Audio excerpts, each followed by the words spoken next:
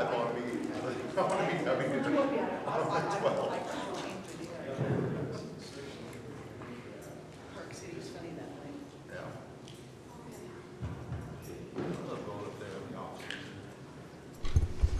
all good? Yeah. We'd like to welcome out to the Highland City Council meeting here on Tuesday, June 17th, 2025. It is 6:06 p.m. We welcome everyone here. We will begin our meeting with an invocation by Councilmember Brittany Bills, followed by the Pledge of Allegiance, which I will lead. Our dear Father in heaven, we're so grateful for tonight for the opportunity we have to gather together as friends and neighbors, and with the trust that our residents have placed in us. And we pray that thy Spirit will be with us as we have conversation, that we'll be able to make good decisions and keep Highland beautiful. We ask for thy blessing to be with those in other parts of the country and of the world who may face instability and violence and threats, and pray that thy Spirit will be with them and those who lead them, that they will also be able to make good decisions. And we pray for this peace to be with us all in the name of Jesus Christ. Amen. Amen. Thank you. Please join me with me at the Pledge of Allegiance. I pledge allegiance to the flag of the United States of America and to the republic for which it stands, one nation, under God, indivisible, with liberty and justice for all. If any of you, I notice there's a QR code up there to hopefully pull up the agenda. If any of you are having a hard time pulling that up, you can go to the city website of just highlandut.gov and go underneath government, and you'll see the agenda. It'll say agenda and minutes. If you click there, it'll bring it to you, just in case the QR code's not working for you. We'd like to begin our meeting following the invocation and the pledge with a time for unscheduled public appearances. This is a time, if there's any residents here that'd like to come up and address the council on any issue that they see pertinent, we'd like to invite you to do so. If you'll please state your name and keep your comments to 3 minutes. So at this time, we'll open up the meeting for unscheduled public appearances. Seeing none, we'll now close that portion of the meeting. We'll now go on to item number 2, which is our consent items. We have 3 consent items on tonight's agenda. We have a consent item number 2A, which is the meeting minutes from May 6, 2025. We have consent item number 2B, which is approval or ratification of large purchases. And we have consent item number 2C, which is library board appointments. Would anyone like to pull any of those items? Mr. Mayor, I would like to pull items 2A and 2C from the consent. Any others? Okay. Seeing nothing else, I will move to approve the consent agenda as amended. Okay. That would just be for 2B. Yes. Okay. Is there a second on approving 2B? I'll second it. Okay, I have a motion by Doug, second by Ron.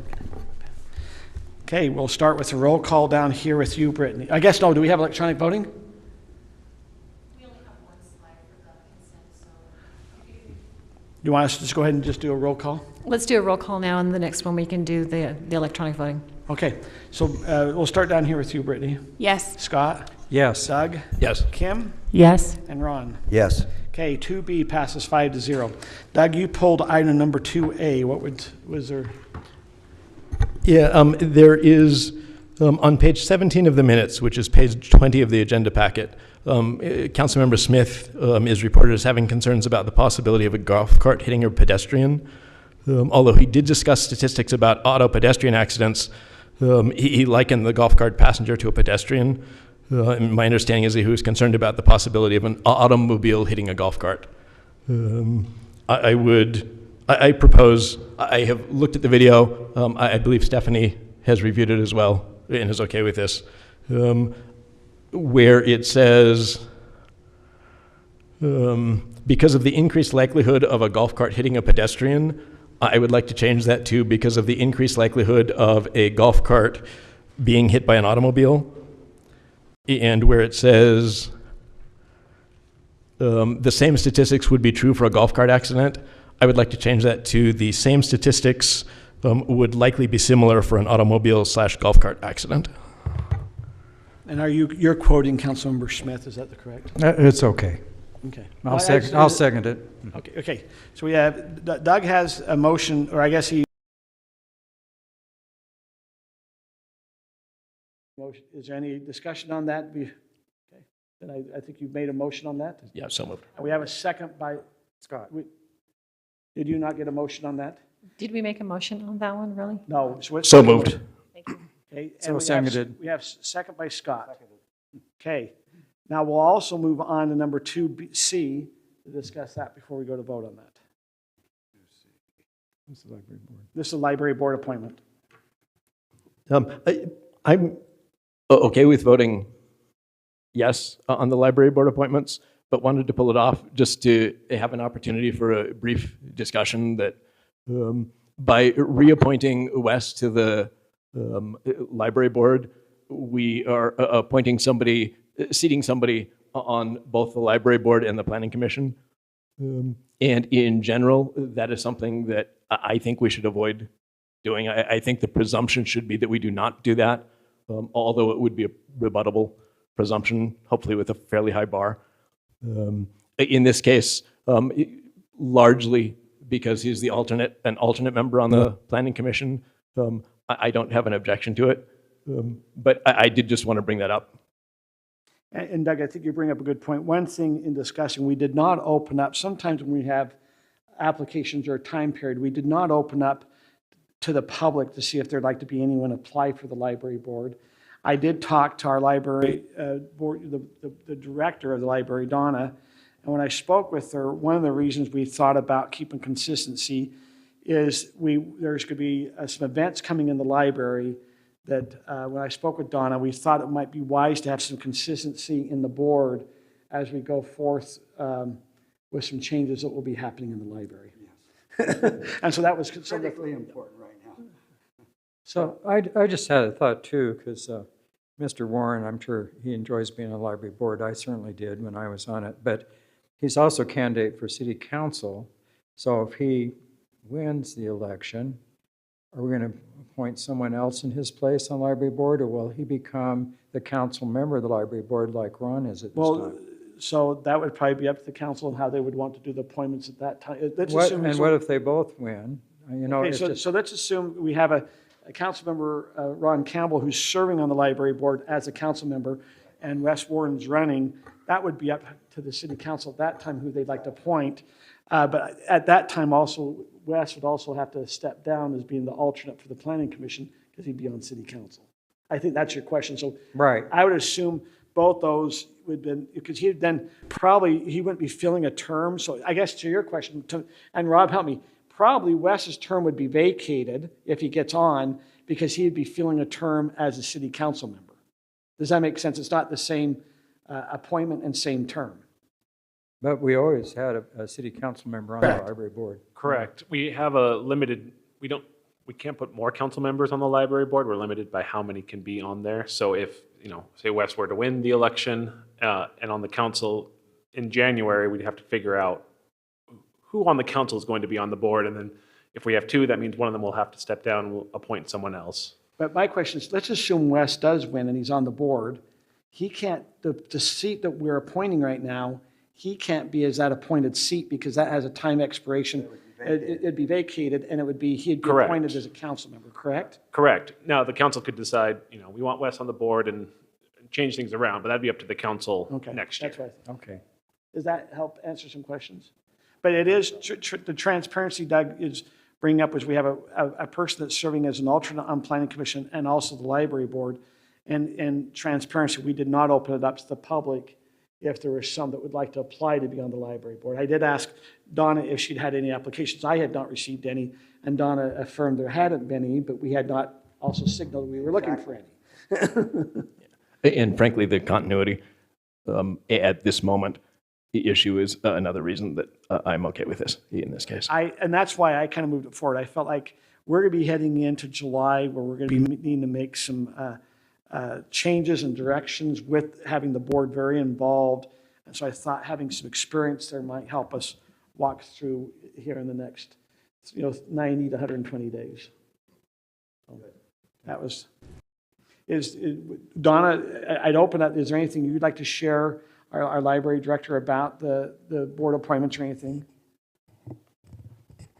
I very much approve of the reappointment of all three of the candidates this year. They've all served very well, and I think it would be a benefit to have them continue to serve.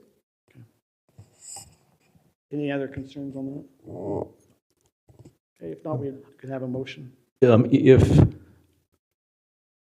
we'll just go the somewhat more official route.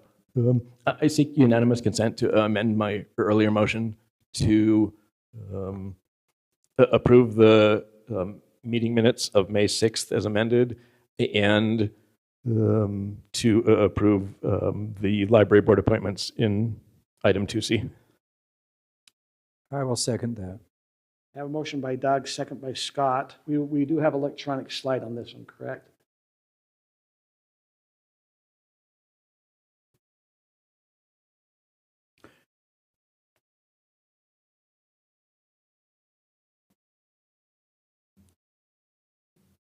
Ron, were you able to get in?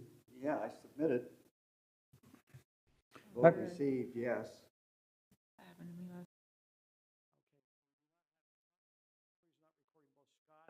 And Ron, so Ron, I'm going to start with you first on your vote. I can give you voter to work. Ron, can we go ahead? Yes. And then Scott? Yes, I can't get voter to work. I've Okay, been. now I don't go ahead have and to do reveal. it. So that passed 5-0. Okay. Sorry, that's our electronics sometimes where we kind of go. Okay, we'll now move into our first action item.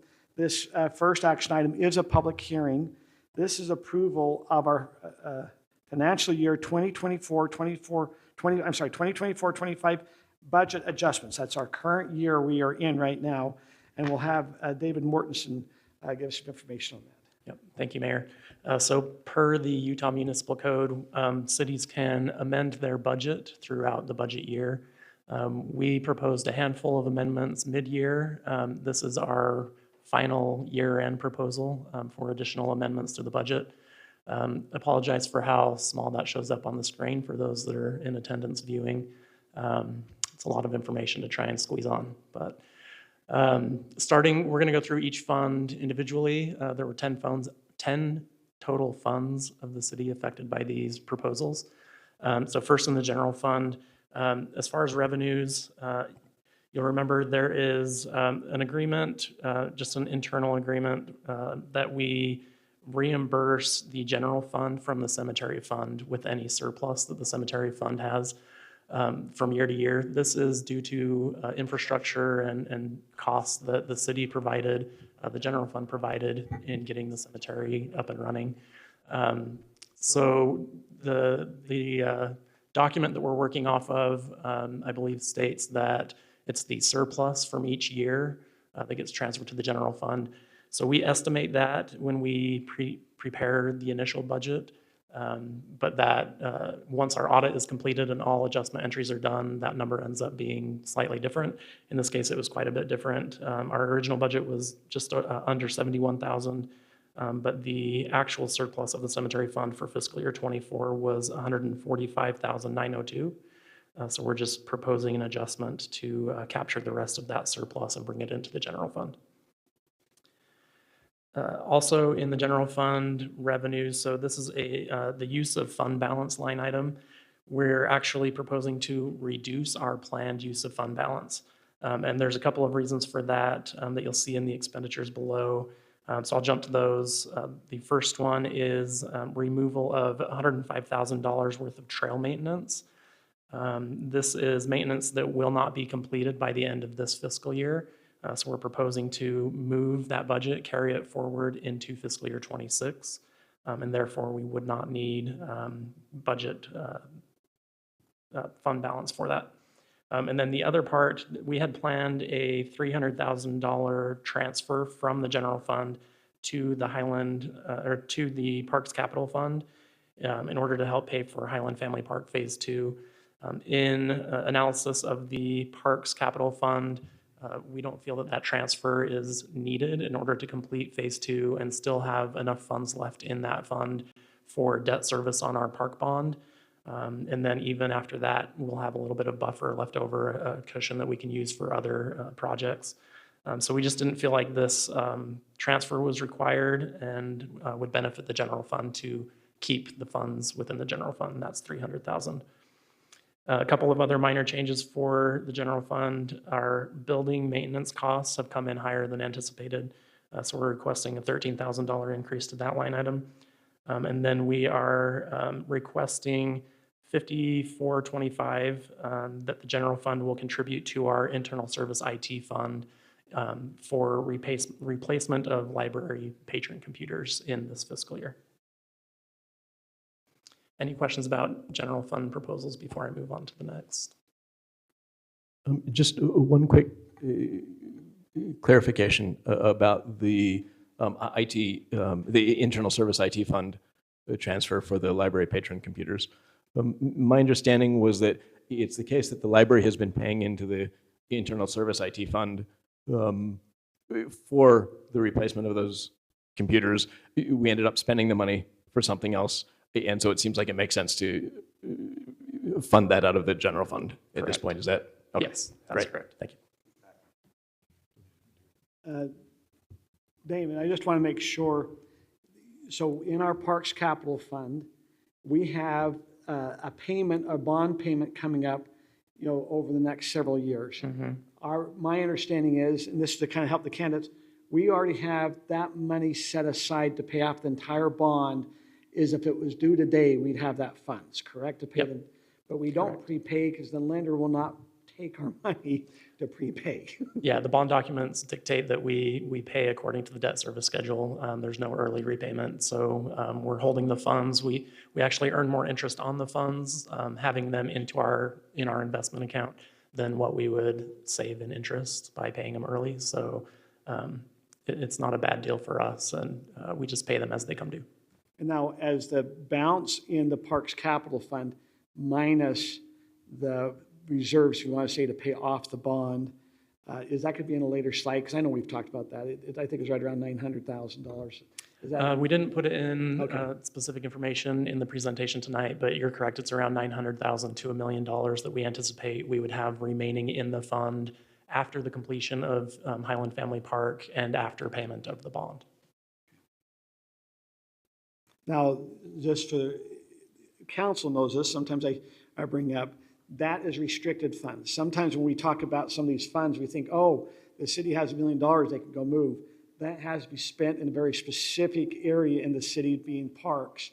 And that's why you see certain things maybe being, going, hold on, how come they don't have money here, but they're doing this project? Is because things are restricted. We have very restricted funds as they come in as an impact fee for parks. It has to be spent as an impact fee for a park. And so but I appreciate that. Any other questions from council?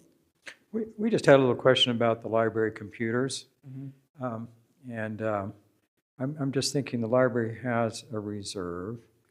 And so I'm forgetting why we decided to dip into the general fund to pay for those computers. Is it just because there's more uses in the library on them, or? Yeah, Aaron, do you want to approach that? Jay, you want to go? Jay. The library, so every department has an allocation that they pay into the IT fund based on the number of computers in each department. The library had been paying into that fund for a number of years. Oh, I see. And so, Getting the computers. yeah, Okay. for some reason our IT contractor dropped those computers off the replacement list. And so So they've been paying for those, Right. and now they're getting them. Okay. Okay, that just clarifies it for me. That's a good question. But I think one question, how much had the library contributed towards the computers versus how much is coming back? Do you know? I know that was, does that make sense? Because they've been, I think it was paying for 4 years. Yeah, How much did they it's- pay for 4 years that got dropped by IT? You have that detailed, Jay. I don't, yeah, we can take some time to try and calculate that. The payments that are made to the internal service fund are both for hardware and for IT support. So the full amount that's been paid each year by the library would not be just for that hardware. It would include multiple other things. But if requested, we could dig into that and try and get an answer. And since we're talking about the internal service IT fund, my understanding is that partly as a result of this discovery, we've realized that contributions to that have been insufficient. And so we're increasing those contributions in the fiscal 26 budget year, yes? Okay. All right, moving on to the next slide, we'll talk about cemetery. So this is just already mentioned, the transfer from the cemetery fund into the general fund. That's the only thing that we're proposing change here. Moving to the library fund, there was a donation received, $6,000 from the Library Foundation.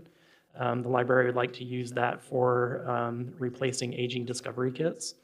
And then we're also proposing the use of $4,300 of the library's fund balance to do a one-time bonus for the library director. And as you'll recall, this is to make up for increases that should have occurred previously but were denied by the director. So trying to make up for that. Moving on to the Building and Development Fund. So here we need to pay for the general plan update. We had $30,000 budgeted for that in this fiscal year. The actual cost looks like it's going to come in at about $107,000 for this year. And then there will be an additional amount next year that will be in the FY26 budget. So just to cover what will already have happened by June 30th of this year, requesting an increase of $77,000 to this budget. And then also there's a contractor outreach event that was not in the budget that occurred, just $820 there, just to reach out, communication to contractors regarding their permitting process and things that they needed to be aware of. And then the final item in... David, I have a question. Sure. Why did the general plan update come in so much higher than anticipated? Great question. Jay, do you have information about the cost? So a lot of the change had to do with, do you remember we originally were not planning to have all of these planning commission, city council work sessions that we're doing. So if you remember a couple months ago when we decided to make that change, we brought that information to you and you guys approved us moving forward with those extra meetings. Yeah. Was it $70,000 presented that cost? So I think to answer what you're getting at, Kim, is that we anticipated that the process would cross over budget years. So when we created the fiscal year 25 budget, we thought only about 30,000 would be completed this year, but it ended up being much more. So the portion in fiscal year 26 will be smaller than what it would have been had we budgeted differently for 25. So overall, will there be an overage, or will it? Not over from what the council has already seen and approved. We had that. Matter of putting it in Just a matter of which year it was budgeted for in. Got it. Yep. We had that extra $17,000 in, I think it was February, that we approved when we wanted the more engaging, thank you, process. But otherwise, it's just timing. Yes, I think the original amount was 120. At the time we prepared the budget, we thought 30,000 would be this fiscal year and then 90,000 next fiscal year, but it just came on faster than we had anticipated. So Jay, has there been any grants that the city has also been granted? Have grants been granted to be able to help Yes. offset this cost for the? So part of the extra work we're having done had to do with the water element of the general plan. And we received a grant from the state to cover any and all expenses related to the general plan that have to do with water use. So that offsets a portion of the additional 17,000 that you authorized for these additional workshops. So it's, in the scheme of things, it's not the general plan itself is getting more expensive outside of that authorized set of workshops. It's just where the payments are falling within the fiscal years is what we weren't able to really nail down. Can I kind of clarify this then, at least in my mind? So with this budget change in fiscal year 24-25, we're paying $107,000. Original cost we thought was $120,000, and then we're adding another $17,000. So is the final thing's supposed to cost 137,000, so this year we only have 30,000 fiscal year '26. Is that what I'm hearing? Yep, that's correct. Okay, so we just owe, after this, we owe another 30,000. Yes. Okay. In a way, this just says we're ahead, right? I mean, it's going faster than we thought it would at this point. Final item in Building and Development Fund is an increase to our third-party inspections. There are times where Friday inspections are required when we typically don't work, so we hire a third party for those. This may also include some types of inspections that we don't typically handle, like solar and other things like that. Now, David, wouldn't there be a revenue source on the other end if we're doing inspections that are being charged those who are having the inspections? There'd be revenue to offset that? Yeah, there would be. So we're just Although- seeing the expenditure side of this. Yeah, in hindsight, I should have included the offsetting revenue. for this Although one as well. there, Sure would make us feel better. Yeah, there isn't the thing offsetting about revenue. budget adjustments is the state really doesn't care if we budget for revenue. But there isn't any offsetting revenue, is there? Because we would have been doing them the following Monday. We would have been getting the revenue regardless of whether or not we're doing it on Friday. Offsetting revenue in that it's charged at the building permit stage. We're not charging them extra because they are asking for a Friday Right. inspection. But I mean, because we're doing a Friday inspection, we're not getting any extra revenue. No. So there isn't really any offsetting revenue to this expense. Yep. No, you're Some correct. of What you're the saying, we have third we have the party- revenue, that expense. Now, the one thing I think we have to ask, so David and maybe Chris, my understanding is the new state law allows that if we are, that they can almost opt to have another inspector come in and inspect the project versus having the city inspector. Is that correct? And so there's some of this is that cost. Am I understanding that correct? There's some limitations on that, essentially, but if we can't get to an inspection essentially timely within a certain period of time, or they have certain things, they can provide either. We came up with that list of third-party inspectors, which includes a couple of other cities nearby, that they could say, well, if you can't do it timely, we're going to get one of them to come out and do it, and we'd have to pay them per our contracts with them. Are we seeing inspections heavier on a Friday than any of the other day of the week? There's, I think, typically a few, but not a lot.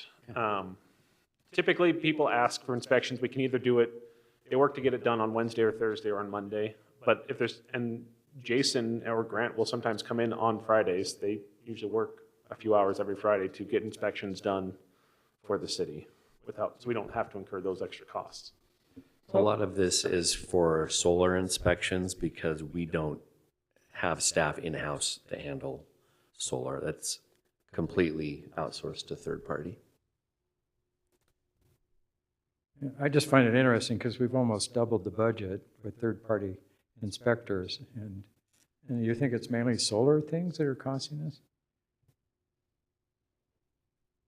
Were we, before this year, allowing Friday inspections?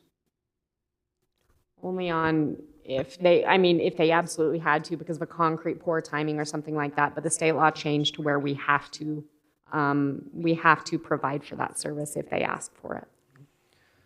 The solar inspections shouldn't have anything to do with, our cost shouldn't have anything to do with Fridays, should it? Since we're paying to outsource the solar regardless of whether it's a Tuesday or a Friday when the inspection happens? Unless we're seeing a spike in solar inspections? And it might just be that there's a spike, not necessarily, you're right, whether we're paying them on a Tuesday or a Friday. Councilmember Courtney.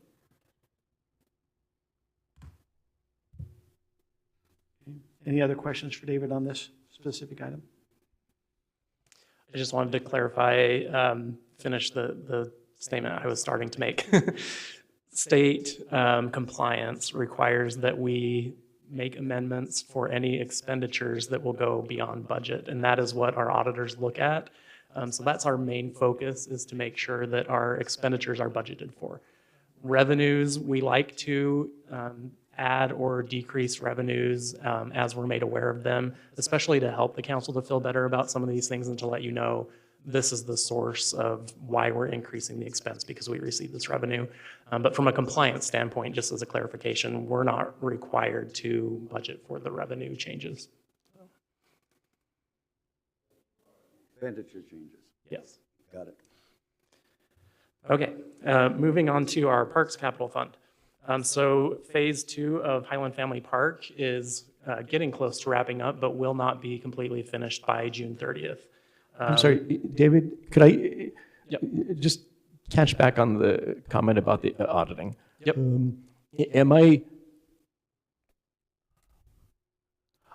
There are two different interpretations that I can see to your comment. One is that in this specific case, it is only expenditures that we need to, and the other is a broader, that we're really only audited on the expenditure side, not the revenue side. Are we audited on both sides? It's just that in this particular case, the requirements that we're being audited on are only on the expense? Yeah, in our audit report, if you look at the supplemental information, there's a budget to actual comparison that the auditors compile and audit. It only looks at expenditures, so they do not care if we go over or under our revenues. Budgeting for revenues is mostly for the city council and for management to know where our sources of revenue are, how much we have to program for expenditures, but it's not something that is monitored or audited by our external auditors. Okay, thanks. And sorry for that tangent. I just suddenly realized I had no idea what the answer was to that. Okay, thanks. So I'm going to go on another tangent. Yeah.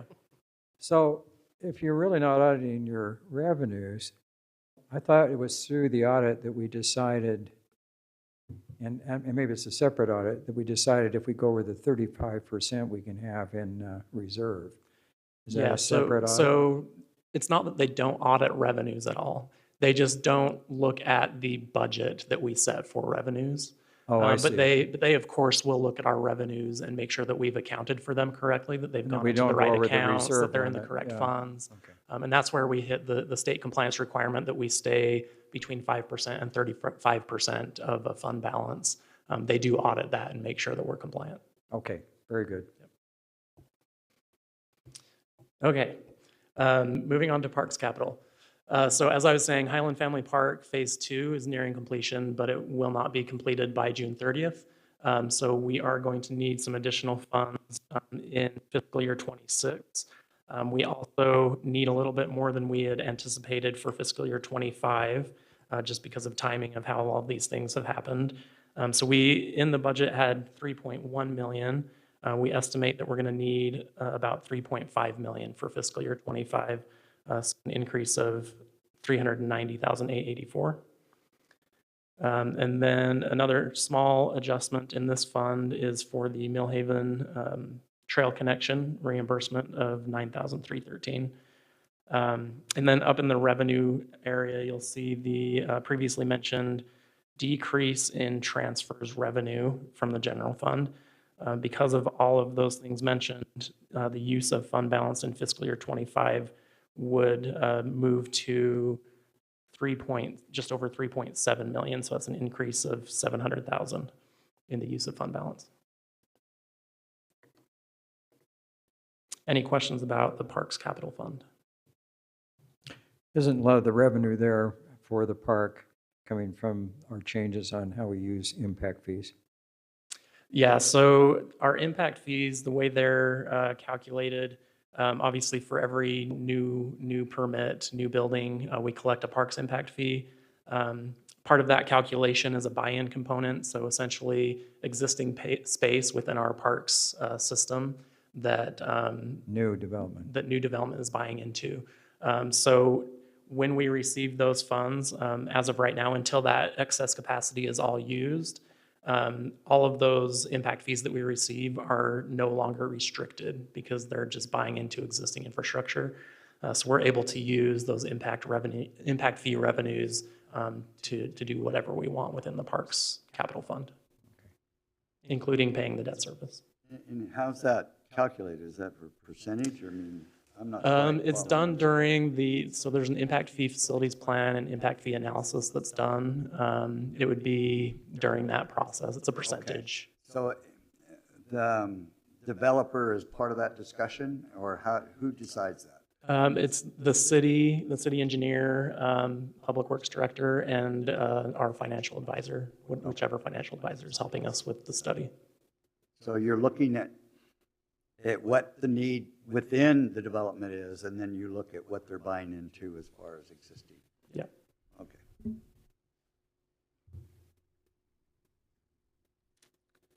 All right, moving on to our Roads Capital Improvement Fund. Just one change here. We, in our budget, had $70,000 that was set aside, appropriated for impact fee fund balance. So we do that in the budget so that those funds aren't used for anything else. And we know that we're saving them for impact fee related projects. We need to use 20,000 of that prior appropriation for the 11200 connection survey and design work that will be done this fiscal year. So this is just moving $20,000 from being appropriated to fund impact fee fund balance to the capital roads projects account. Moving into our utility funds, so sewer, we, as you know, have seen increased costs to our sewer treatment. TSSD has increased their rates. We also saw during the fiscal year an increase in flow that ran through the meters to TSSD. Because of that, our total costs that we anticipated to be about 1.5 million are coming in around 1.8 million. So we need to adjust the budget for that additional 300,000. A portion of this is covered by the rate change that we made in January, but because we waited a while from when TSSD's rates increased to when we made our increases, we're kind of having to eat a little bit of that increase with our fund balance. So the fees that we collect are not covering everything we need to take it. They are now. They are now. They were not prior to that Okay. rate change. Okay. Yep. And it was about a year from when TSSD increased their rate before we got our rate change approved. So there's some costs in there that we do not have the revenues We're not to cover. trying to compensate for what we've already done. We're just saying from this Starting point on, fresh. Yep. we're covered. Yep. That's good. Which has an effect on the impact or on the fund balance. So, and then the other change in sewer is a project that is budgeted for in this fiscal year, but will be partially carried forward into fiscal year 26. This is the Dry Creek Lift Station. So $253,000 will be carried forward into fiscal year 26 budget. Pressurized Irrigation Fund has a similar situation with the PI Booster Station Pump House. 500,000 of that is anticipated to not be completed in this fiscal year and will need to be carried forward into fiscal year 26. For culinary water, I actually have a couple of changes from what was in the packet. Chris and I had a discussion and found something that indicated we had already done this. In fiscal year 24, we actually already paid for all of the Williams View irrigation project. None of that carried forward into fiscal year 25, so that I'm removing those two lines. So there's a revenue for line 553950, removing that adjustment, and then the corresponding expenditure of the same amount in account 554050 will not be needed. So with that, the only adjustment in culinary water is the increase to the Millhaven reimbursement agreement of $14,284. So the contribution from Lehigh came in fiscal year 24? The cost of the project, this kind of gets back to the comments about revenues. The cost of the project all got coded into fiscal year 24. We did receive the reimbursement from Lehigh in July, so that will hit in fiscal year 25, but we don't really need to do an adjustment for it because there's not an offsetting expense in fiscal year 25 to offset with it. Okay. So we could keep the account 553950 change in and it would be accurate. We just don't need to. Yeah, Okay. correct.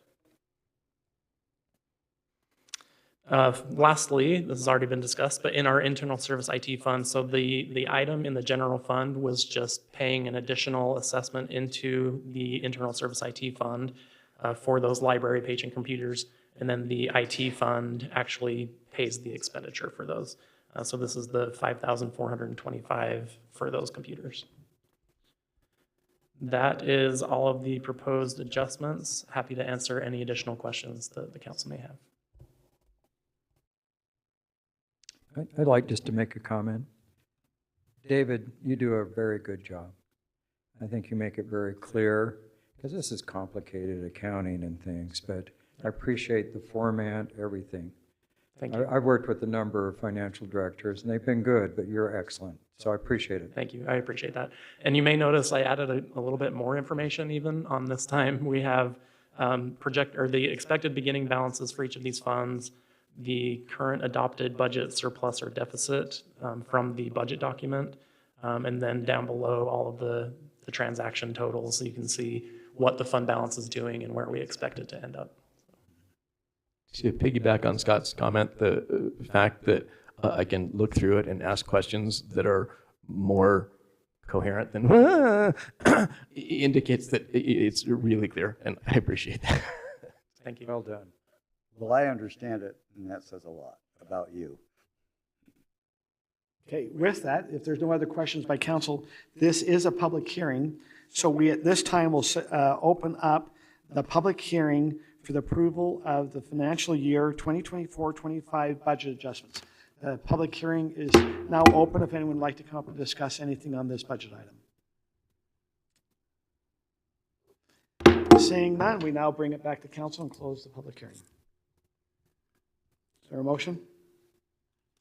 I'll make that motion.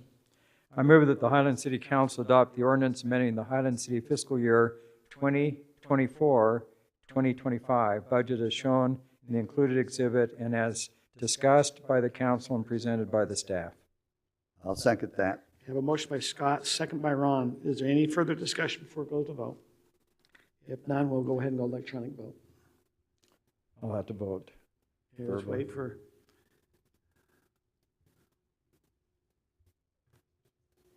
See if it likes me this time. It does not. Nay, nay. Oh, are you kidding? It says submitted.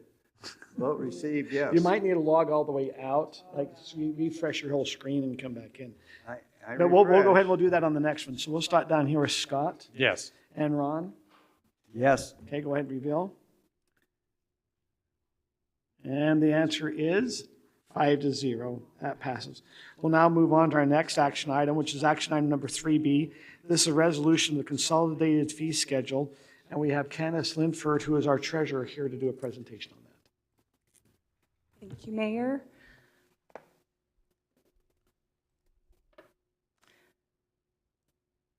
The key changes that we made to the fee schedule this year included a format change. We felt that it was important to simplify an expanding fee schedule, and we added various sections under department heads so that we made sure that we had continuity.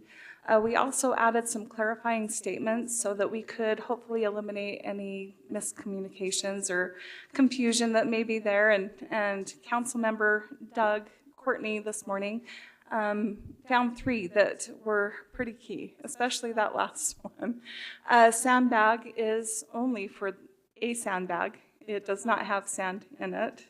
Solicitors, the groups still require individual registration for each applicant. We've built that into the form itself. And then the open space. We don't want City Council to pay the open space fees. Well, you think you don't want to.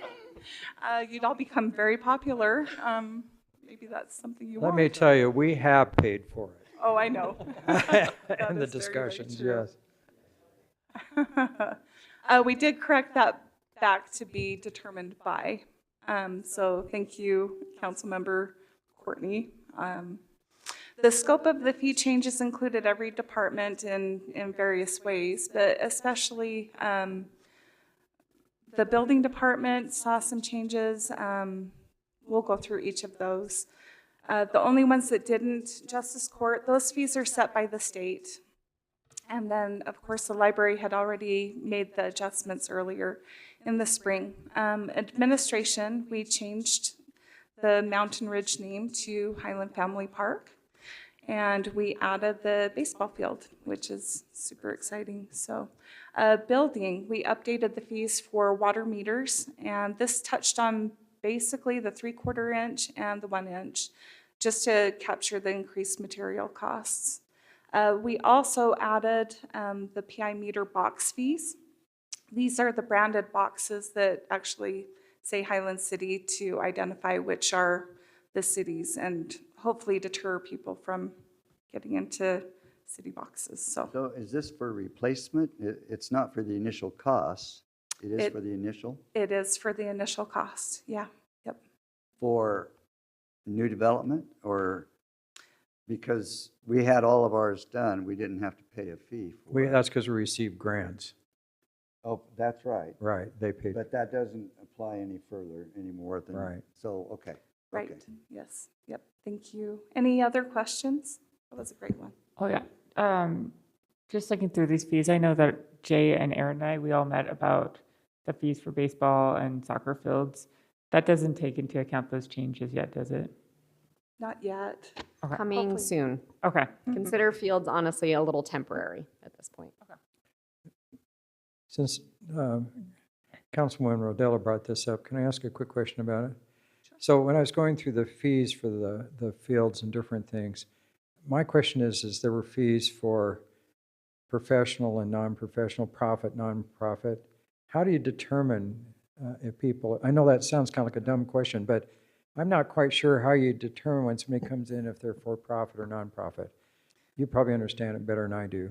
We actually, I'm not sure about the baseball level. Kim could answer that for sure, but we do require that they submit a 501c3 to show Okay. that they're a nonprofit. If they're nonprofit, to show they're nonprofit. Okay. Correct. I think that's a hard one because you have so many teams that aren't filed as nonprofit, but they're literally volunteer teams. Most like travel ball teams are volunteer.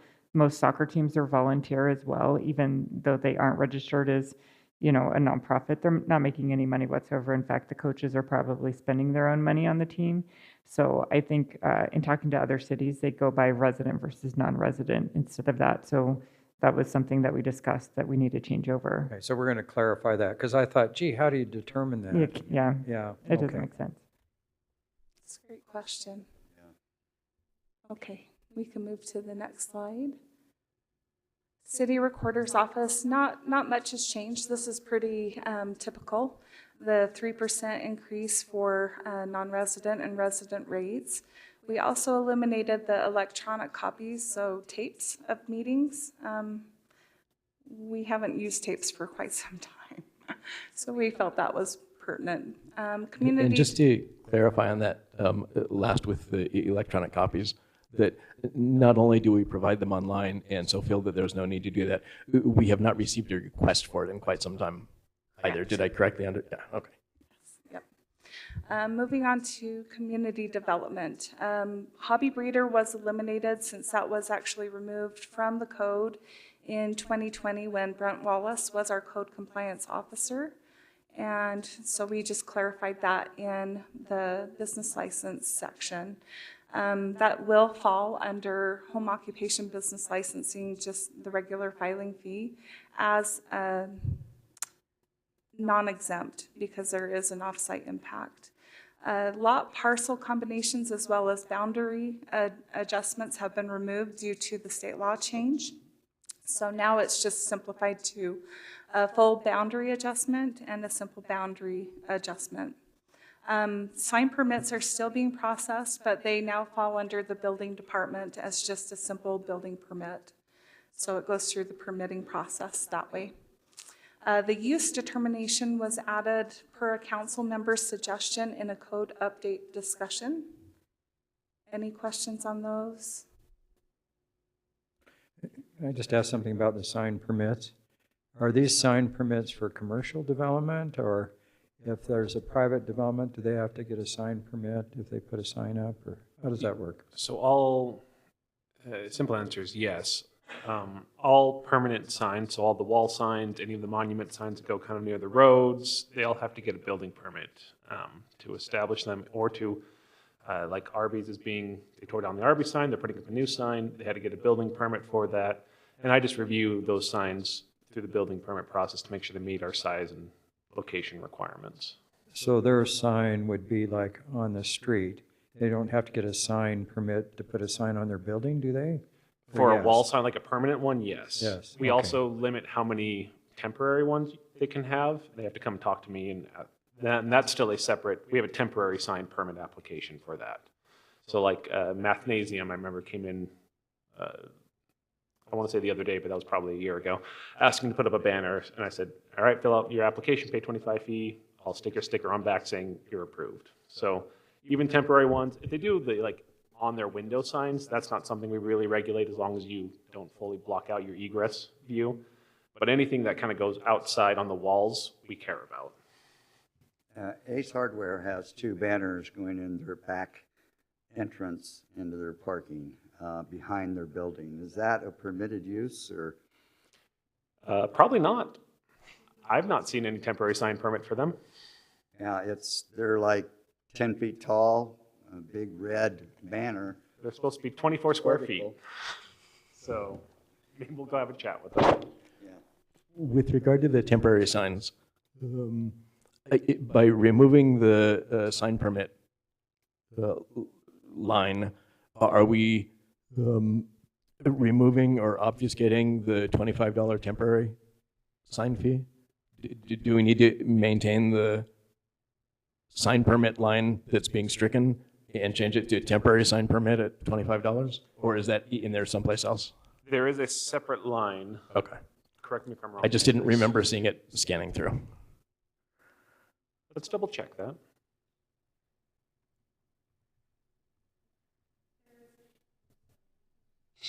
There is a line for temporary sign permit down below, alphabetically. Awesome, thank you. We could make some extra money by charging for all candidate signs. I figured that didn't go anywhere. We've outlawed them so much, how could you? Says the gentleman who's decided not to run again. It was just time maybe to consider it. It was just me doing it, okay? Kurt and I know about the old days when we had the We signs remember the old everywhere. days. We hired someone just to go police our signs to keep them up. Anyway, keep on going. Okay, we're good for the next slide, Jay. Thanks. Okay, engineering and public works. So the biggest changes here related to the hydrant meter rentals. We want to ensure that we're capturing enough to replace, if there is damage, any of the apparatus involved. So that's the meter, the gate valve, the wrench, the hydrant itself, those kind of things, although that doesn't typically happen, but we want to cover those costs. So that did increase. We also did add one additional fee, which is the daily rental fee of $10. We feel that this will facilitate quicker returns because I won't name a builder, but they've had a hydrant meter rented for over 2 years. And we're trying to bring them back in. We want to check those meters because at some point, if they're using a lot of water, that's going to roll over and look like zero usage. And we absolutely do a disservice to our residents when those kind of things happen. So the second part to this is these meters are getting older, and rather than placing the burden on the general fund to replace, we feel it's incumbent on the people actually using the meters to help pay into replacing those. So in the case where we have a meter that has been out for an extended time, assuming we pass this fee schedule with the $10 daily rental, we will notify the person who has it and begin charging them $10 a day? Yes, we Okay. do need to. Oh, go ahead. I was just talking to Councilwoman Bills, but this is just kind of a tangent question, because I realized I didn't understand this. Are the hydrants attached to the culinary water system or to the pressurized? I would assume culinary. The culinary, and the primary reason for that is for fire. We don't want to shut the system down. If it was tied to PI, it would be a problem, which is what happens with Lehigh. They So can't- Lehigh's is attached to their pressurized irrigation. Exactly. It's a problem we wanted to avoid, which we did a good job Well, on. and the hydrants have existed before the pressurized irrigation did, so I assume that. I just wanted to clarify that. Sure, it's a great question. So back to your question, Doug. Let me make sure I understand. Did I answer your question? Yep, we're good. Okay. All right. Events had quite a few changes. It basically comes down to streamlining quite a few things for Fling, which is great for advertisements, sponsorships, and the vendor structure. Special events also now will offer services that we have been asked for quite some time. And that's, can you clean my pavilion before my event? Can you make sure that the garbage is collected before and after? Those kind of things that typically wait until staff is here and available. So we're grateful to have a good working relationship with those that we contract, and they're willing to help us out with that. On the Fling events, are they still doing the Fling dollar, whatever it is, that paper that, The Fling Bucks. yeah, is that still? Because I believe that never has been, that's not really a fee, so I don't believe that has ever been in the fee schedule. It's not a fee, it's a way that those who work at the Fling can get, like if you have some city workers, they give them Fling bucks or things that way. I understand that, but the vendors, just talking to a number of vendors, they hate it. And it's just very cumbersome, and I'm not sure what we get out of it. I mean, I do recognize we want to encourage the volunteerism. We want to, give somebody an opportunity to have some, but I'm just wondering if there's another way to do that. So, I've been a vendor here at Highland Fling before, took the Fling bucks. I think the confusion is they didn't understand what it was. Yeah, I think or how to that's, reimburse it. yeah. I didn't have an issue because I understood what it was. I understood that to me, it was actually kind of good because they could spend their money. I mean, what you're doing is those who help there at the Fling, they have money to buy food or things. And so, but it is to that vendor, if they don't understand what it is, they do have to do a follow-up by bringing those in to get reimbursed. They do. There is an effort the other way, but they don't have to take them. I'm just saying it. Yeah. And I lived here in Highlands, so it wasn't a pain for me. I can see if you have a vendor come out Maybe of this Provo, just that could be comes, a pain. this probably just comes back then to how do we communicate it with the vendors in the contract to make sure it's clear and it's understood so that it's expected, because going up to a number of them, it's what's this? And some of them it was, yeah, I've received a bunch of these, I don't even know what to do with them. So I had to think it's explain education. everything a number of times, so. Thank you. And finally, unless there are other questions about events, we did have a utility increase for solid waste, so that's garbage and the recycling rates. They did increase roughly 8% across the board for both monthly fees and also just, requested occurrences. Can you swap out my garbage can? It's really nasty, and those applicable fees. So those are the changes. That's what has occurred in the fee schedule this year. Any other additional insights? So I have one question at the library. It says interlibrary loan request. We have a $5 fee. Would that be pertinent to how we're now operating at the library? The consortium. That is unrelated to the consortium. The interlibrary loan is if someone requests a book that is not available in any of the connected libraries, they can have it shipped to them from a different library in the state. And we've had people request even academic items or foreign language items that none of us own, and the state will ship it to us. But then we're required to mail it back, and so that fee pays our postage to mail it back to the state. Is it a state library they're coming out It's a of? state library program. Didn't know that. So where do most of the materials come from? If you request it, is it The state library helps you find it, or how does that work? Yes, the state, so we sent in a request and the state library finds it and then ships it to us. A lot of them are from university, when people use interlibrary loans, a lot of times they're looking for more academic work. And so it'll come from the BYU library or the University of Utah library, and they can check it out for, 3 weeks, and then we send it back. Interesting. That is interesting. I was just wondering, because we just went to consortium, if that was still about. So how many, just kind of a ballpark figure, how many requests do you receive like that? Not very many, 1 or 2 a month. Oh, okay. Maybe 25, 30 a year or something, or less. Any other questions on that? Okay, then we'll need a motion to approve. This is not a public hearing on it, it's just a resolution. I move that the City Council adopt the fiscal year 2026 consolidated fee schedule as described in the meeting. I'll second it. Motion by Doug, second by Scott. We will go ahead and go to vote.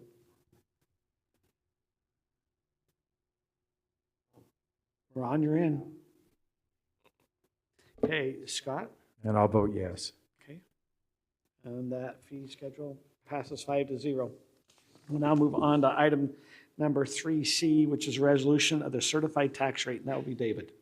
Thank you. Back to me. You got a brief break from me, and now you've got 4 in a row. So this one is regarding the certified tax rate.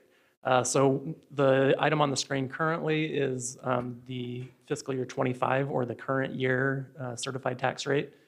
I just wanted to show it for comparison purposes. The value within Highland for the current year is just over $3 billion.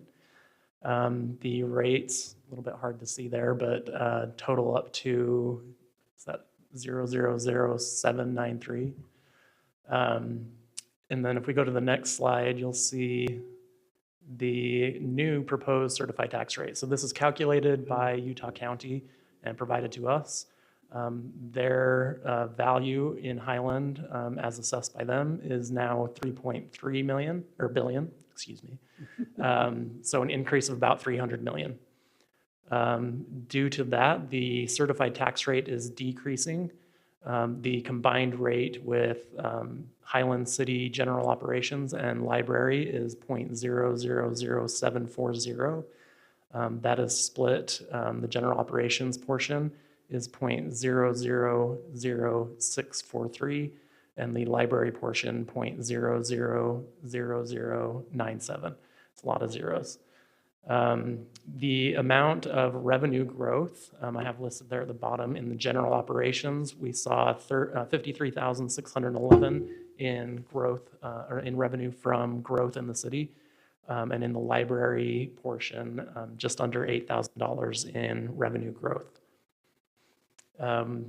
That's all I have to present, unless there's any questions or comments from the council. On those rates that have gone down, as it applies to any applicable home in Highland, there's no way we know whether it's going to go down for that home, because it's got to be measured against Yeah, it depends on other areas. the assessment and valuation of your particular home. Exactly. So it's just a as compared caution to others, that as yeah. we have this information and it looks wonderful, the rate's going down, we got to be careful Okay, how so we communicate this will that. probably go back to the old slide that showed our old rate. Okay, so if my home was assessed last year at $1 million, I would pay in-city fees $689 to the city. Now we go this year, they did not reassess my property.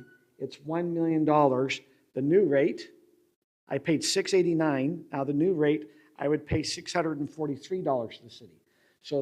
So if your property stayed the exact same assessment, your taxes actually just went down. If the assessment stays the same. If it stays the same, but it doesn't stay the same, and it really it's how our particular area compares to other areas in the county. Well, and it's also how different areas in the city itself compare to one another. Exactly. For example, we looked at property valuations, for example, in Highland Hills, and some of them, even on those small lots, had valuations pretty close to in the center of the city. So sometimes it's location in the city and what's around you and things, but just to kind of clarify for the public, because I kind of struggled with this for a while, but what the certified tax rate does is it tries to maintain the same amount of property tax. If things are assessed higher, the certified tax goes down. And so the growth in the property tax is all from new homes and new properties developed. And so it was kind of hard to figure that out because people would say, oh, we dropped it, but then really we get more revenue because of the growth. Yeah. Exactly. So regardless of the certified tax rate, the intent is that the property tax paid to the city by, on average, remains exactly the same. Except for growth. Well, even there, on average, and yes, we have just over 2.5% property tax growth this year because of the new. Yep, right. So as I've looked at it, they usually err on the positive side a little bit. Besides the growth, they're just kind of a little bit, so they don't penalize the city. Okay, is there any other comments on this? If not, we do have a motion. Actually, the certified tax rate, does it have to be? Yes. No, it's just a resolution. Does not need a Resolution. public hearing. I'll make that. I move that the Highland City Council approve the resolution adopting the fiscal year 2025-26 certified tax rate of 0.000740, which includes 0.000643 for city operations and 0.000097 for library operations. I'll second Lots that. of zeros. It's fun to say. Yeah, Especially it the is. library, that's a lot of zeros. Okay, so I have a motion by Scott, second by Ron. There, if not, we'll go ahead and we'll go to vote.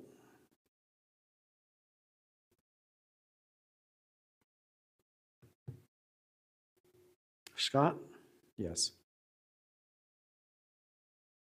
So if I just slipped on the library certified tax and made it, instead of 097, made it 100, then we'd had to go through a truth and taxation. Any right? change in what we would improve would have had to now go through truth and taxation, public hearings, and that, because we did not do a raise in tax. The motion's library already board been would done. have liked that, So, yeah. okay, what's the revealed? And the answer is, it Yes. passes 5-0. There's no tax increase this year. Okay, we'll now move on to item number 3D, which is a public hearing and a resolution on the pressurized irrigation fund transfer. Yes, thank you. So the state requires if any funds are going to be transferred between enterprise or our utility type funds and other funds, in this case, the general fund, we are required to publish notice of a public hearing, hold a public hearing, so that residents can be aware, and we're very transparent that this is what we're doing. It's not always a popular practice. There are some cities that use it heavily with transferring funds from enterprise funds to their general fund to subsidize operations in the general fund. That's not the case in Highland. While it is a small subsidy, it's not a significant amount that makes or breaks our budget, but it does help the general fund to be able to provide some of the services we do. In the case of Highland, it's proposed that $108,000, which is paid from the general fund to the pressurized irrigation fund for the use of pressurized irrigation water to water open space within the city, that amount be transferred back from the pressurized irrigation fund to the general fund. That represents 3.4% of the pressurized irrigation's total budget for the fiscal year. And then just another percentage piece of information, $108,000 represents about 4% of the total user fee revenues that the pressurized irrigation fund brings in. So let me ask a question. It makes sense to me for the general fund to pay for the irrigation of the parks. Why do we then reimburse the general fund? It seems like it's kind of a... Yeah, it's a practice that has been done for a number of years in Highland. I don't recall how far back it goes. and I haven't reviewed minutes from those meetings to determine the exact reason why. But my thought is just that it helps the general fund to be able to budget more and provide more services that maybe it wouldn't be able to if the PI fund did not transfer that, including a lot of our park and recreation expenses that come out of the general fund. Is it more transparent by doing it this way? Are we more transparent? We are less, significantly less. Yeah. It makes it less transparent. Yeah, it's What we're just, doing is we paid the water to the PI because we used the PI, the pressurized irrigation fund for the parks. And now we're saying, hey, parks, give us back our money we just paid you. I mean, that's correct. I mean, that's what we're doing. yeah. Well, what's happening is it just allows the general fund to take money out of the enterprise fund. Yes. But actually, it's a wash. Yeah. Yeah, it's one of those If things we where, didn't charge the parks, we could not charge them for the pressurized irrigation, and they wouldn't get then we wouldn't have we wouldn't have paid them. And that was the other way you could do it. I guess this is why they're trying to say what the actual cost is for the pressurized. I don't know. That's the transparent part. it's one of those things where once you start doing it, it's hard to stop doing it. Because we would need to find other sources of revenues to budget our general fund expenditures in that amount if we didn't do this transfer. Essentially, we're charging all of our PI users a little bit more in order to subsidize the city's usage of PI water. And I'm inclined to agree with you, Scott, if I correctly understood you earlier, which is that it seems like it makes sense for the general fund simply to pay for that. That in addition to not being sort of a hidden tax on PI users, that paying for it out of the general fund seems like it gives us an added incentive toward designing and operations conservation with our PI usage. Yeah, I think you're right. So once again, the way we could, if you say, hey, you don't want to do this, we don't charge, pressurized irrigation does not charge the city for water. And then you wouldn't have this transfer. Well, that's back. basically what we're doing. But what we're doing is we're saying we're being transparent. We paid into that system, but we're wanting the money back. But we want you to know how much it costs. Yeah, is that, but with that, we do have a public hearing on this, if there's not other comments on this? If not, we'll now. Can I just reiterate, emphasize that if the council does not want to approve this transfer, our general fund budget would then be short 108,000, and we would need to find other sources of revenue or use of fund balance in order to keep everything that's currently in our general fund budget. And David, to clarify on that point, because I was thinking about that earlier this afternoon, that we could approve the budget as it exists. However, in practice, we're going to be short $108,000. And so at some time, we're going to have to make an adjustment to cover that. Is that? Yeah. Okay. You could make a motion that we don't charge 108 from the pressurized irrigation to the city, and then that evens out your fund. I'm just saying, if you don't want to be doing these transfers in the future, there's a couple of ways to skin the cat in the future. Right. Well, one last clarification, if I understood your question right, Councilmember Courtney. David, don't by state law, we have to pass a balanced budget.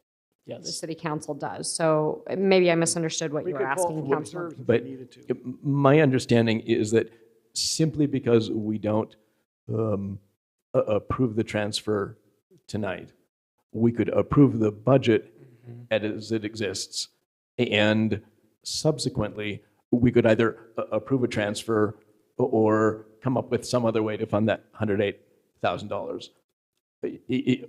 Is that correct? That not approving this does not prevent us from approving the budget tonight? Okay, because I see what you're saying. So what you're saying is it's kind of similar to what we've done in Lone Peak. You're approving the budget, but you're telling staff, do not spend that money yet. I just don't get why we wouldn't approve the transfer tonight. I mean, this is just how it's done. It's traditionally how it's been done, if the council felt different on doing something. Anyway, we do have a public hearing, so the public's able to chime in on this one. We'd like to, at this time, open up with a public hearing on the pressurized irrigation fund transfer. Does anyone like to come up and address the council on this issue? Seeing none, we'll now close the public hearing and bring it back to council for further discussion or a motion.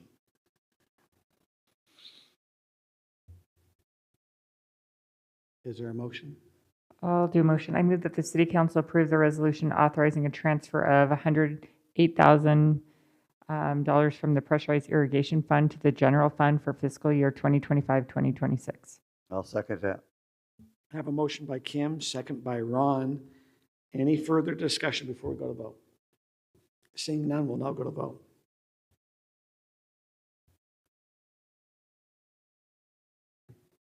Scott? Yes.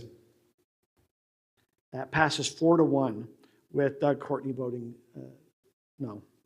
Okay, we'll now move on to number 3E, which is a public hearing and ordinance on officers' compensation. It's always I know this is hard, this is state code, but we'll now turn some time to David. Yeah, I'm not going to make a lot of comment about this one, but we will bring up the information on the slide.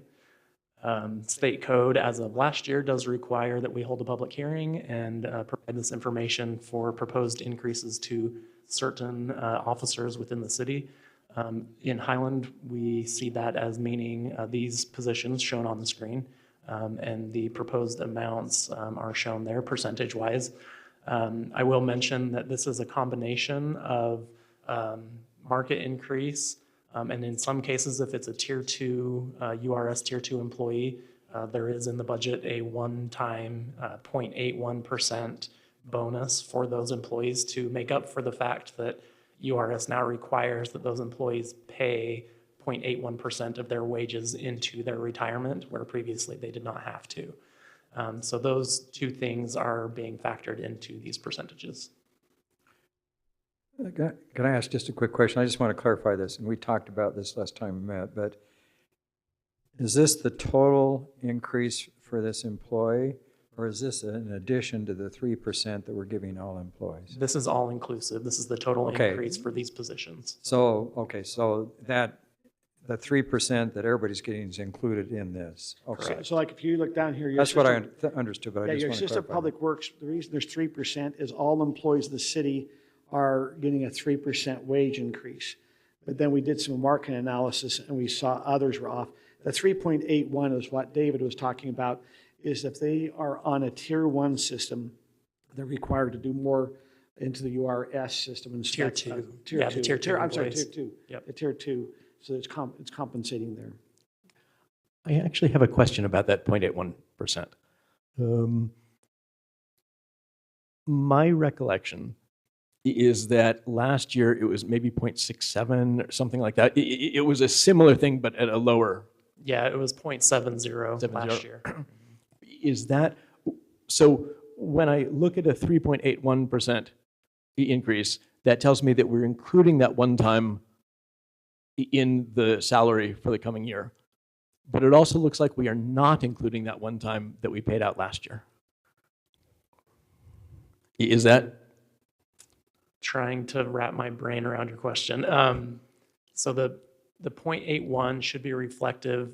It should be 0.81% of the next fiscal year 26, of their salary, the dollar amount that they will have to contribute into URS during the year. would But be if 0.81. last year we paid out 0.70% in addition to salary, and now we're paying out, we're increasing their earnings by something 0.81%.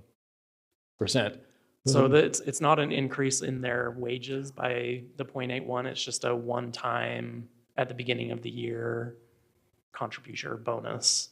So, Right. so the 0.70 was also a one-time, so that doesn't move on to But- this but- year. But if we're including the 0.81 in earnings for this year, we should have included the 0.7 in earnings for last year, right? But Which means that it's not really a 0.81 No, increase for that amount. They're looking at each year sits on its own, and because that year they were short for the URS is a Tier 2, this is what they'd be short this next year as a Right. standalone year. But what's it an increase from? So you didn't, when you were looking at their current year wage, you didn't include the one time in that No. number. Yeah, So the you're right, 0.81 Councilmember is- Courtney. The 0.81 is an increase from the new wage after the 3% market increase.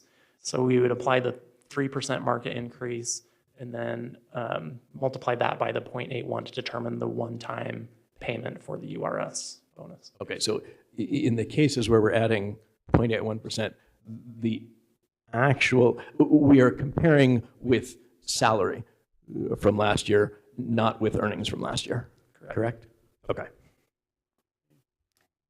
So the state's mandated that the people who are receiving this benefit pay the 0.81%. What we're paying for it as a city is kind of an additional benefit in a way, right? The state's requiring it, and we're picking up that requirement. We are technically not paying for it. We are technically giving them a one-time bonus that matches that same amount. That's probably what we said. Well, are we paying There was for a it? hope after we did this last year, there was a hope that the legislature would pass a bill that would enable the cities to directly pick up this contribution to URS, but there was no such bill passed. So we're stuck with it another year, and maybe something will happen next year, but we'll see. And like David said, it's a council decision whether or not you want to do this each year. We thought we had gotten indication that council was supportive. It's something that we pick up for public safety, but state law precludes us from doing it for the rest of our employees. And so we keep hoping the state will change that and allow us to do it fully instead of doing it this way. And to clarify my comments, I am perfectly good with effectively picking it up. I just wanted to make sure I understood what we were really comparing against. Other questions before we go to public hearing? Okay, the officer's compensation is a public hearing. So at this time, we'll open up the public hearing for the officer compensation. If anyone would like to come up and address, public hearing is open. Seeing no rush to the stand, I will close public hearing and bring it back to council. I'll make a motion. I move that City Council adopt the ordinance enacting compensation increases for specific city officers for fiscal year 2025 to 2026. I'll second it. I'll go ahead and I'll give that to Doug, if that's okay. I'm sorry. That's that. So it's a motion by Kim, second by Doug. We'll then go to vote. And before we vote, just a clarification about this, that with the 3% increase that isn't across the board that we approved, that is just looking at a cost of living increase for everybody. The additional, in some cases, there's the 0.81% that we talked about earlier. Anything in addition to those two items are because we did a market survey and concluded that we are paying below market. In some cases, it was for officers. In some cases, it was not for officers. The not for officers just don't show up because we don't do a public hearing about them because we're not required to. And it is out of a concern of ensuring that, one, we are paying people fairly according to market, and two, that we're able to retain good employees. So We have a vote up in front of us.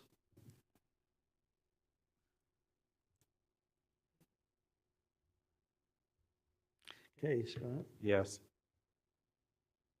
That passes 5-0. We'll now move on to the next item, which is a public hearing adoption of the financial year 2025-2026 budget. This will also be David. Thank you. Yeah, this is the big one. 6 months in the making. We're finally here. So as you know, this process started back in January with the budget retreat and with staff beginning to compile information and make projections. And we've had multiple meetings between then and now and had discussions. In front of you is the most up-to-date all funds summary. So this is something we started doing last year to give you a visual right up front of everything that we budget for in each of the funds, including what we expect to happen with the fund balance. I will make one caveat to this because the budget adjustments for fiscal year 25 that were adopted earlier in this meeting were not officially adopted prior to my preparing this item, these fund balance estimates do not include any of those potential changes. So some of these fund balance amounts could go up or down slightly. I will update those and send a final copy of the budget now that those adjustments have been approved. I'll send that to each of you. This sheet, as we've described before, for those that are here in attendance or watching online, gives the estimated beginning fund balance for the year.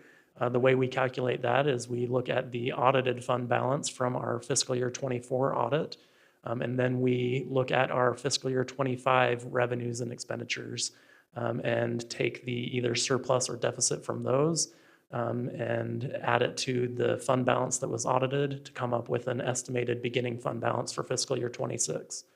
Then we show the budgeted revenue for fiscal year 26 in each of the funds. And this includes any fund balance that we're planning to use that was in the fund. And then we show budgeted expenditures. In the utility funds, there is a line item for savings for capital asset replacement. We don't include that amount in this column, but we do show what that would be in each of those funds. The net revenue then is the amount of revenues over expenditures that we expect. And then we have a column showing the planned use of prior year fund balance to come up with an estimated ending fund balance for each fund. So can I just make a comment? Yep. And ask, okay. So the estimated fund balance is the ending ones, which may change a little bit from our previous discussion. Yep. Just to kind of clarify it for the public, in the general fund, we need to, by state, have between 5 to 35%. Yes. In kind of reserves. And so that kind of fits in this range. We'll know better when the audits occur this fall. Mm-hmm. A lot of the enterprise funds, which is your sewer fund, pressurized irrigation, all of those, they need these fund balances because we have ongoing projects that these will pay for.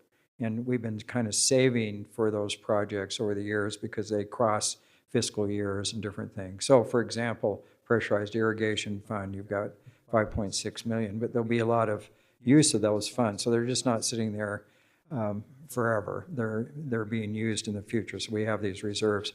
So let me just ask a question. This fund balance, is a portion of that somewhere getting interest? Or how does that work? I've always wondered where the fund balances are sitting. Yeah, so technically a lot of these balances are all combined into one bank account. Okay. But we account for them separately in our accounting with different accounting general ledger numbers.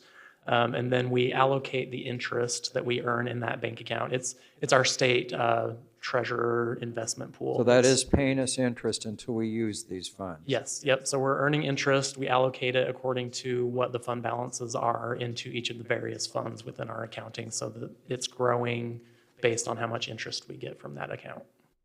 So I work with assisted manager in Saratoga Springs, and the money that they kind of bonded for a while was put into an account, and they got lots of interest when interest was peaking, and it helped pay a lot for their building. So having those fund balances getting interest really helps the city in the long run. Of course, that shows up in the budget as well. So. Yeah, and it helps to kind of minimize, we still see the effects of inflation as we're wanting to complete projects in future years, but the interest we earn over the years on that fund balance can help to mitigate that a little bit. A question for you, David. Occasionally we have builders that will put a bond up. Mm-hmm. Where would that sit in these funds? It does not. Okay, So we that's what I was keep wondering. I'm those, not yeah, seeing- those don't touch any of our revenues. They go into an escrow type fund or a liability type fund, stating that we have this money, that we're holding it for them pending completion of whatever project they have going on, at which point we will pay it back. So it doesn't hit any of our fund balances. So as a fund exercise, we look at the Park Capital Improvement Fund. We start at 3.12, we end at 2.9. If we say, hey, as we look at that ending balance of 2.9, we probably can assume 2 million is our bond payment that's due in a couple of years, or we pay $1 million each year, and because we're going to be out of debt in 2 years. of all of our bonds to the city. Yep. That's that when we said 900,000, that's how we'll look, 2 million to go to bond, 9. Now, as we look, Scott, you brought this up. So if we look at, say, culinary water, you start close to $2 million, we end at 2.230. The reason is we have had a study that says, hey, we've got to start saving money for the following projects that we have. So we're starting to build reserves at a future date we will then bring down, and that's why you see some lower and other. It depends on the project. Yep. Yeah, for that purpose, the state doesn't limit how much we can put into other fund types other than the general fund. So like our capital improvement funds for parks, roads, buildings, all of our enterprise funds, we're able to maintain a higher fund balance in those for that purpose so that we can save for future projects. A question I have is on your parks tax fund. Was that money left over from the open space sales, or where did that bounce start? How's it increased and how's it decreased? Yeah, the Parks Tax Fund is 100% the parks tax that we collect. So Okay, I think a lot of people call it the zoo tax or the 10%, rat yeah, tax. okay. That's a That park goes into that fund. Nothing else gets mixed with it. Interest gets added, of course, but it's all just from that specific tax. So that parks tax that we instituted, 4 or 5 years ago? Park tax, yeah. Yeah, the parks tax generated we generate 189,000. But the citizens voted and approved that tax. That's an approved Correct, voter and that's on tax. sales tax. Yep. Yeah, and we're planning to use that for playground replacements. Is what we're doing with it. What is the town center exaction fund? Great question. We've asked that forever. Please. I tried to look it up, and I didn't learn much. Rob may need to answer that question for us. It's a very good question. So when town center was developed, this was all one big field, and we had a big plan to put in the roads, this building, that building, the infrastructure, the park, the things around, and we worked with some of the landowners who donated property and money to the city, and basically it was a combined, the city fronted some money for some of these projects. Certain developers fronted some money. Other developers didn't front money. So when they went to go build, they benefited from not having to, from the utilities and roads were put in, but they didn't have to pay for it. So we exacted money out of them to pay off ourselves and the developers who did contribute. We have, Would this act like a pioneering agreement? it essentially was a pioneering agreement. It's a little more complex because we also were part of the pioneering agreement, and we also have been contributing and paying out from it. But essentially, it's what in development world we call the pioneering agreement, where someone says, technically, I would only need to build half a road here, but because it benefits me, I'll do an entire road and I'll extend it out. But when those properties nearby develop, pay me back from them because they're benefiting from it. In short, that's what it is. We owe a little bit on it. We're still collecting a little bit from 10700 over there. They're paying on a per square foot? Yes. I mean, still collecting, meaning If you look they at haven't your pulled the fee building permit in a schedule, little bit, we but- charge $1.50 per square foot as an exaction fee in the town center. That was in the fee schedule we approved. it's in our fee schedule. We owe WPI a little bit left, and we'll probably resolve that with their, they have their Lot 3 building coming in that's supposed to be a Mobetta's. We're probably going to offset their impact fees and other fees by saying, we owe you 30-odd thousand. We're clearing that out, and we're going to try to resolve that town center exaction because it's been hanging around for a very long time. Okay, if you want a fun one, if all of us remember before Myers Meats came in, the city used to have an old brick building there. But I kept saying, why don't we make that our park maintenance building? It was always one of the, but the city sold that to WPI to take care of this park impact fee because we didn't have the money. It was like 9 years ago, and I'm going, It was actually in 2013. was it 13? Oh, so you were here. I understand. You're coming out of the recession. There wasn't a lot of money, and so you're trying to, you were doing a lot of working. You were on the council, it sounds like, at the time. Yeah, I remember when we sold that. Yeah, and then it took us 11 years to decide to build the other one because no one wanted the building around them. Wait, so I have a question here. I know that we didn't get that $1 million state grant, so that's no longer anticipated in the fiscal year 26 budget and it's been removed, along with the grant expenditure. What's that grant expenditure? That's been, is that the 100,000 for our consultant that didn't get the grant, or what is that? No, so we had in the budget, the tentative budget, 1 million in each of those places. So we said, we're gonna get this grant, we're gonna spend all of the grant. And so we just took both of those out, Okay, so is there a grant expenditure with that, or just $1 million? just the million. Okay, so there's no grant expenditure that's set in there. Got it. And then did we have in there 100,000 for a lobbyist again, or no? Yes, I believe so. The reason is our contract goes all the way till September, so we have certain things, and then we can decide. to Oh, that's renew- when we renew it. Renew, and Okay. then we can decide in September if we renew or not, or August as it comes up. So we only have a portion of that in the 26. We have the full amount, do but, we? Okay. but Oh. council will have to authorize the, doing that contract again. And so if you choose not to in September, then We we do a wouldn't budget pay the whole adjustment, yes. 100,000. So we already paid the 100,000 for no grants? No, we got a grant. So we have, for this fiscal year, is that what you're asking? Yeah, well, I thought that $1 million was a grant. we That paid was it. a hope we would get that in a future fiscal year, but in talking with Okay. him, that's not. Okay, so likely. far we've gotten the grants that he's promised. Okay, good So to the know. grant this year is going to the roundabout, correct? So Yes, The for the $1 million road. this year, we haven't started spending it. Oh, the MAG one. Yeah, so we have the $1 million to go for the roundabout that's coming in. The DR Horton is engineering right now. That will probably be building by the end of summer. That's that $1 million grant we received. We haven't spent anything yet. And that's the one the lobbyist got for us? Yes. And then if there's, the council will have to make a decision if there's a likelihood of new, how we want to work with that. The only I mean, I love the fact that it's a roundabout. You don't get killed in a roundabout. There's no T-boning where people get killed. So I love the roundabout. I'm just concerned that if we put that roundabout in there and we don't have an emergency brake, which is millions of dollars, for trucks coming down there, they're going to plow right through that thing. If a truck loses And I think that's a brakes. good discussion. I'm not sure, I mean, if we need to have it right now in the budget. Well, we should discuss it, he's right. I understand what you're saying is a runway lane Yeah. if there's a situation, so. All right, if there's not any other questions on the. One quick, Oh, sorry. to kind of jump back to the Town Center Exaction Fund and take a tangent off of it. I noticed that the Open Space Fund is not listed. Have we actually closed that off?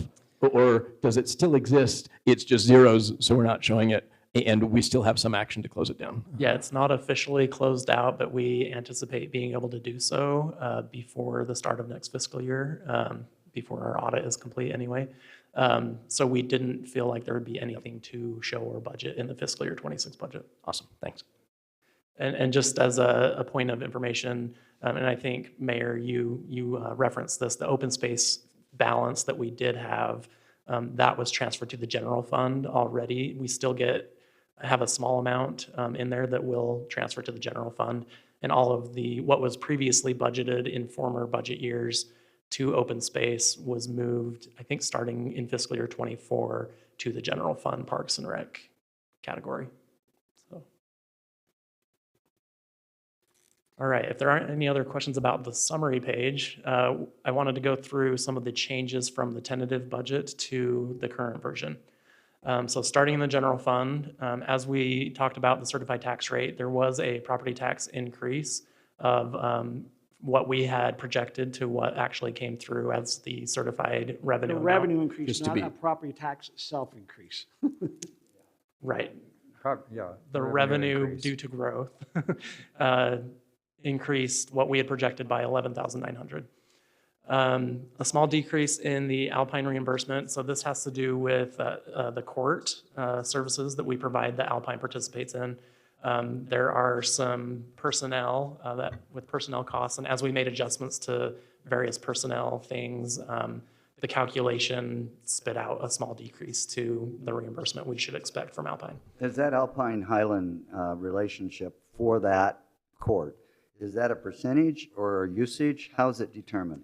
Yeah, it's a percentage. There's an interlocal agreement with Alpine that dictates how everything is split. It depends on the type of bill. Like some of the bills are charged directly to Alpine, some are charged all to us, and then we get reimbursed from Alpine.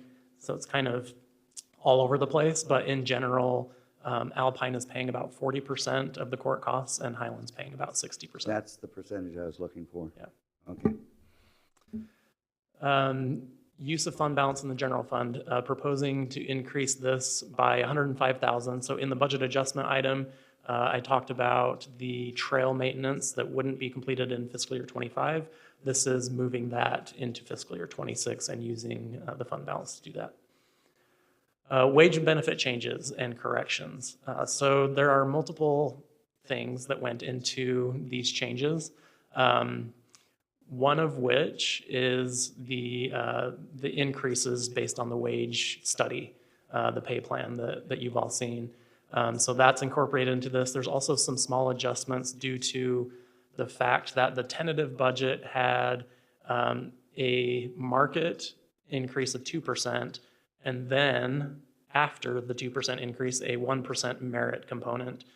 So the merit 1% was calculated after the 2%. They were stacked. So the final budget, though, we took out that merit component, and it's just 3% market. So that had an impact on some of the dollar amounts, just little decreases because of that change. So that's what, when you look at the detail of the changes that I provided in the budget document, a lot of those little, minus $10, minus $50 are because of that. There also were some corrections made where we have vacant positions or positions that are new, where we were giving them that 3% market increase in the tentative budget and potentially the 0.81% URS bonus. But it was determined that as brand new employees that are hired after the beginning of the fiscal year, those positions should not be budgeted for those two things. We would just hire at the dollar amount that we budget and expect to hire at that position, and that they would not get the contribution for URS. Those are some of the changes that went into the wage and benefit numbers in the general fund. That came to an increase of just over $8,700. If you look at citywide, including all funds, it's about $31,000 that those changes made. On the library director wage, with Donna leaving and the reality that we're going to bring in somebody and there's going to be a 30-day overlap where Donna helps train that'll be paying two people. Is that factored into the budget? And I should know that answer because I'm on the board, but I don't know the answer. Did we factor that in? Because we know we're going to be hit with paying two directors for 30 days. We factored in, so the new budget starting July 1st, we didn't necessarily add in just a couple of weeks or a month for the two positions.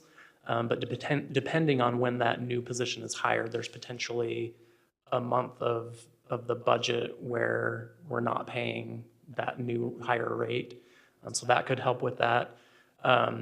Other than that, it's just something that as we watch the budget to actuals throughout the year in our quarterly reports, if that account looks like it's coming in over what we had expected because of that issue, we would come back and request a budget adjustment at that time. I'm just regretting not having brought that up earlier. And I should have. Well, didn't we budget for median of this position, David? Yes. Which is less than what we are, even with the increase that you approved for officers, is less than what we're paying our current director. And so I feel like there's enough gap there that we'll be fine. Because one time I thought we did talk about that. We knew there'd be a gap, but that's why I think we thought maybe the way the wage was, we could kind of gap that through. So. Good. All right, other changes in the general fund. You're aware of these already, but just to reiterate, public safety, we had an increase in the assessments for police due to animal shelter cost increases, and then an increase in emergency services for some additional personnel to get us what we feel is minimum staffing of 9 positions there. Those combined about 140,000 of increases for public safety. Can I make a comment about the animal shelter service, because I'm on that board? Yep. So that fee is based on the usage of the animal shelter from Highland Alpine the previous year. And our usage of the shelter went up, so then they estimate from the previous year. And I think the whole Lone Peak Safety was around 20,000, so this must be a portioned. Yep. Yes, Highland, or Alpine would be paying the rest of that increase. Right. And I think, council, I think everyone's aware of the emergency service assessment, that we are in the middle of kind of still negotiating. This is what if we take on the full burden as the current agreement, but we are in the middle of negotiations, and depending on how that comes together, the agreement here that was approved by the Lone Peak Board was this is funded, but is not approved to go forth and hired until that agreement has been worked out and finalized. So, Yeah, and you will all, as a council, you'll know, that will be known before any agreement's all said yes and done, so. Yeah, the Public Safety District will begin billing the cities according to what was approved by the board in their budget. But in that process of negotiation and relooking at the agreement, it could be determined that some of that needs to be reallocated or paid back, so. We already talked about the trail maintenance increase of 105,000. Additional change, so this was a decrease in the transfer to our roads capital improvement fund. We took out $120,000 from that transfer. That money was intended to be used for the 10,400 and 6,000 West pedestrian improvements. So we're still transferring some money to get that project started, but just not as much as originally anticipated. And this freed up some budget space for these public safety increases that we needed to budget. And Council District, we have been working with some grants to see if we can get some grant funds to try to close some gaps here. So we've assigned some documents. We're seeing if we can get awarded some grants here to help us with that on specific, like on roads and the curbing and all that. Is that Chris that's working on those grants? David Stewart. Oh, David is? Yeah. Well, Chris is working with us with David Stewart to kind of help on where some grants might be at. So you're talking Chris Trusty, our employee, the city engineer. Yes, he's working with David Stewart as earmarking. Hey, this, they won't do sidewalks, which we're going after safe routes to school sidewalks, but they might be projects for roads that we're looking on to try to help fund some of our shortfall here. So, and we'll bring that to council if we start to see success there. All right, final item in the general fund is a change to the transfer amount to the library fund. In previous meetings, the council had indicated the desire to help the library fund by transferring some money. This increase is due to the increase in the director wage and benefits that were as a result of the wage analysis. And just because I like to bring it up every single time we talk about transferring money from the general fund into the library fund, to clarify again that this is not just a subsidy of the library fund. This is initial steps toward repayment of tax revenue that the library fund should have gotten, but stayed into the general fund. Exactly right. Because the library has its own dedicated tax, and they didn't get everything they deserved. So back before 2017, there's taxes on vehicles that was not coming into the library fund. And as the council's discussed here, we saw that help the library, that might be a way saying he hold it. We see that prior years there, that they were not receiving that, and that will be determined as future council how that works out. But just for clarity, during those years when it was not given to the library, we did still receive it as a city. Yes. So, right, good. So it has our obligation to then pay it back. That will be a council that will have to decide how that works. Exactly. All right, Jay, if you could take a break from your snacking and move it to the next slide for me. What do you, is it, hold it, is it Brittany's goodies over there? I'm like sitting here smelling it. Hey, Jay, what are they? Give us a synopsis of what we're looking forward to tonight. Tonight, for your dining pleasure, you have Well, so far I've eaten a cinnamon chocolate bread, something with cheese and herbs. The other one looks like it might, I don't know, Brittany. Just plain. No, just plain. And for all of you who don't know, we have a But when great it's council Brittany's, member it's that brings anything but goodies all the just time. and plain. We appreciate that, so we're all now salivating. We got to get to a break. Let's get going. Yep. I expect that all to be in the minutes, Stephanie. I'm going to check. Okay, moving on to other funds. Cemetery fund, the only changes are just due to the wage changes that I've already discussed. Library fund, the transfer that we've already discussed. The property tax increase from what we had projected by about $1,600. And just to clarify, again, to the point that I think the mayor made earlier, that it's a property tax revenue increase rather than a property tax increase that we're talking about for the library. Yes, thank you. On the cemetery fund, where are we at in terms of studying how much we are charging for a plot? And is that a study that is close to an end, or will there be a recommendation that we increase that fee? It goes up by 3% every year. Yeah, but what Ron's talking about, Yeah. we're studying, are we competitive or under Which we're competitive? not. Yeah. We're far less than what we should be charging for those. We're actually subsidizing because we could get more money for those plots. So anyway, I'm just wondering where we're at with that study, and will we be seeing that this year? Jay has been working with Zion's Public Finance on that. Maybe he has a short update. We met with them, did some data collection. They looked at the data, said, hey, can you refine this for us? Can you separate this out? And so I've been working with Stephanie and David to get that. And so that data's been turned back over to them for a second round of them But do you have an analyzing it. estimated date? I don't. Okay. All right, going back to the library fund, the library board requested a use of their fund balance of $10,000 for additional books and materials. So we've added that into the budget. And then also you'll see the wage and benefit changes and corrections item here as well.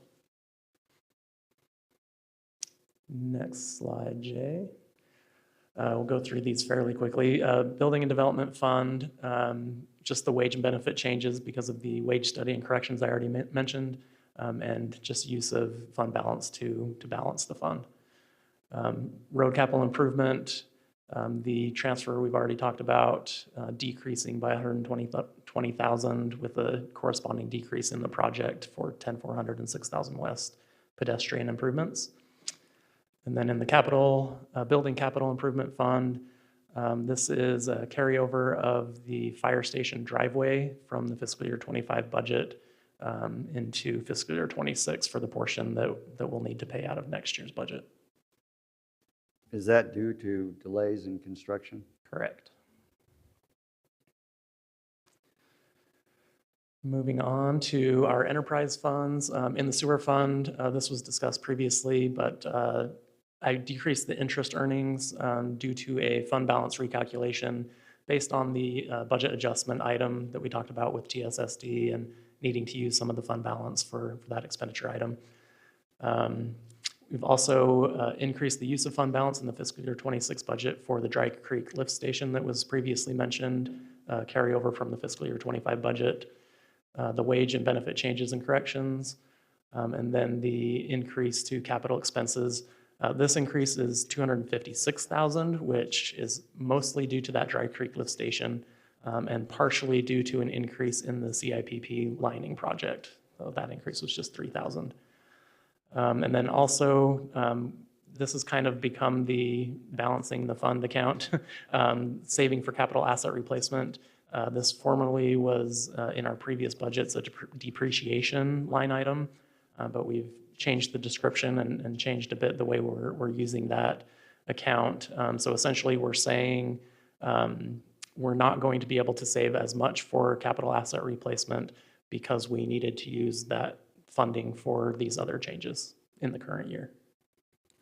And not as a this evening item, certainly, but down the road, I would really like for us to have a discussion about that capital asset replacement line that is in many of the enterprise funds and figure out, okay, what's our target for that going forward? So we're budgeting for it each year. Yep. Yeah. Pressurized irrigation. In our review of the final budget, we determined there was a duplication in positions.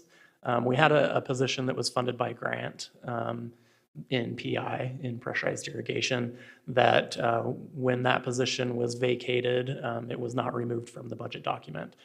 So that was found and corrected, which compared to the tentative version of the budget is a just over $72,000 decrease in the expenditures for the PI fund. The wage and benefit changes and corrections that were mentioned are an increase of about $2,500. And then that saving for capital asset replacement, because we're not spending what we in the original budget thought we would be spending for personnel, we are able to add just under $70,000 in that saving for assets line item. And apologies, David, I should have checked the preliminary budget to see, but I simply didn't. We just approved a $500,000 push from fiscal year 25 to 26. We already knew about that, and so that was in the preliminary budget. It was. Yeah, okay. Yes. Storm sewer, this is just the wage and benefit changes, corrections, an increase of $22.59, and use of fund balance to balance that budget. Can I ask you just a question back on, okay. Yep. Your pressurized irrigation fund, you decreased the wages there, decreased an operator position, but you increased wages. I'm trying to understand that. So, yeah, both of those two. So I just wanted to show separately the effect of removing the positions and all of the market study adjustments and other document corrections that were made. So the position correction specifically was the 72,000 decrease, but then all the other market adjustment and other changes were a $2,500 increase. All right, moving on to culinary water. We already discussed this grant revenue that we had hoped we'd be able to put in the culinary water fund, but don't feel comfortable putting in. So we took both the revenue and the expense out. There was a portion of that PI operator position that was also paid for from the culinary water fund. So this is the $12,782 is the decrease in expenses because of removing that position. And then the wage and benefit changes and corrections were a $23.58 increase.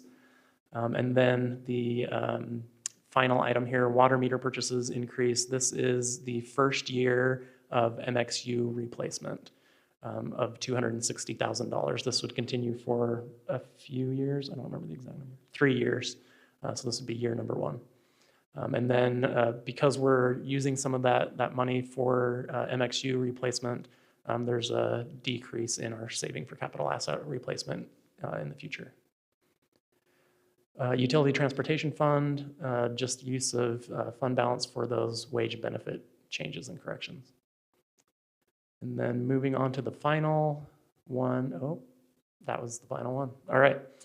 So that's all the changes from tentative to final. Happy to answer any questions that the council has at this time. So do you happen to have on slide page 6 of the city budget? The new budget? It's your general fund summary, because I'd like to talk about that just a little bit. I think it's excellent, by the way, that you've got it there, but It's not on a slide in this presentation. Let me see. We may be able to so get it's it up on the screen page 6 of the budget, from the packet. general fund summary in the packet. Yeah, Maybe while Jay's- you're looking Jay's at- working his magic to get See it if we up can on bring the it screen. up. So I thought that was really interesting. I just want to make some comments, because I kind of like to look at the big picture sometimes. And, you know, Highland, our population's up over 20,000 now, 21,000, pretty close. I mean, if you compare our budgets to surrounding cities, Lehigh, which last census I saw was 93,000, I bet the way Lehigh is growing, it's going to be a city of 150,000 at some point. But their overall budget, and they all use different accounting, different things, but I think their overall budget's well over 200 million this year. And if you add all of ours together, our general fund, yeah, this is good. So general fund proposed in 2026 is 13 million. And then if you look at all the utility enterprise funds and that, I think we're planning on spending, what, 36 to 38 million, depending on what the projects cost. So, you know, you have to kind of compare populations and things. And, you know, there's been several tax increases besides all the growth in Lehigh. I know my daughter lives over there and they're always getting another property tax increase. But I'm a little concerned in the general fund, and we've talked a lot about public safety this year and the reasons that we've given these raises because we want to be competitive in the market. There was a problem back in fiscal year 21 with the George Floyd issues and to fund the police and all that. So we've talked about that a lot, but if you notice between fiscal year 2022 and now, our costs for public safety have gone up a couple $1 million. And so, you know, I just think as a council, we need to kind of look into the future, how we're going to pay for these increases every year. I mean, one of the most important things we do as a city is provide public safety. And we've got excellent chiefs and good forces. I think you're pretty much fully staffed. Is that right, or pretty close, chiefs? Okay, which is good because that's not been the case. And we want to keep that. That's very important. But if you look as you watch this trend here, and our general fund budget's much smaller than other cities, but if you notice, we're going up about $1 million every year. And I'm just wondering, you know, and some of that is for garbage, which is essential. It's gone up $500,000 over that period of time for various reasons, tipping fee increases and services and growth in the city. But, you know, administrative things have gone up $150,000 over that time. And so there's this trend. Some of the things have come down, which is nice, but there's this trend of increasing our costs and in the general fund of $1 million a year. And I'm wondering how long we're going to be able to sustain that without doing major revenue increases from the public. And so I think I'm going to vote for the budget this year. I understand it. I appreciate the excellent job everyone's done. I think we've got a great staff. I'm not saying negative things, but we are going up about $1 million a year in expenditures. And I'm just thinking that, you know, I think we need to really look at, are there other ways that we can economize? Are there other grants we can get? Because if not, I think our expenditures are going to outstrip our revenue before long. And so we're going to have to look at other things. And, you know, as a representative of the citizens, I pay a lot of taxes, not a lot of taxes to Highland, but I pay a lot of other taxes.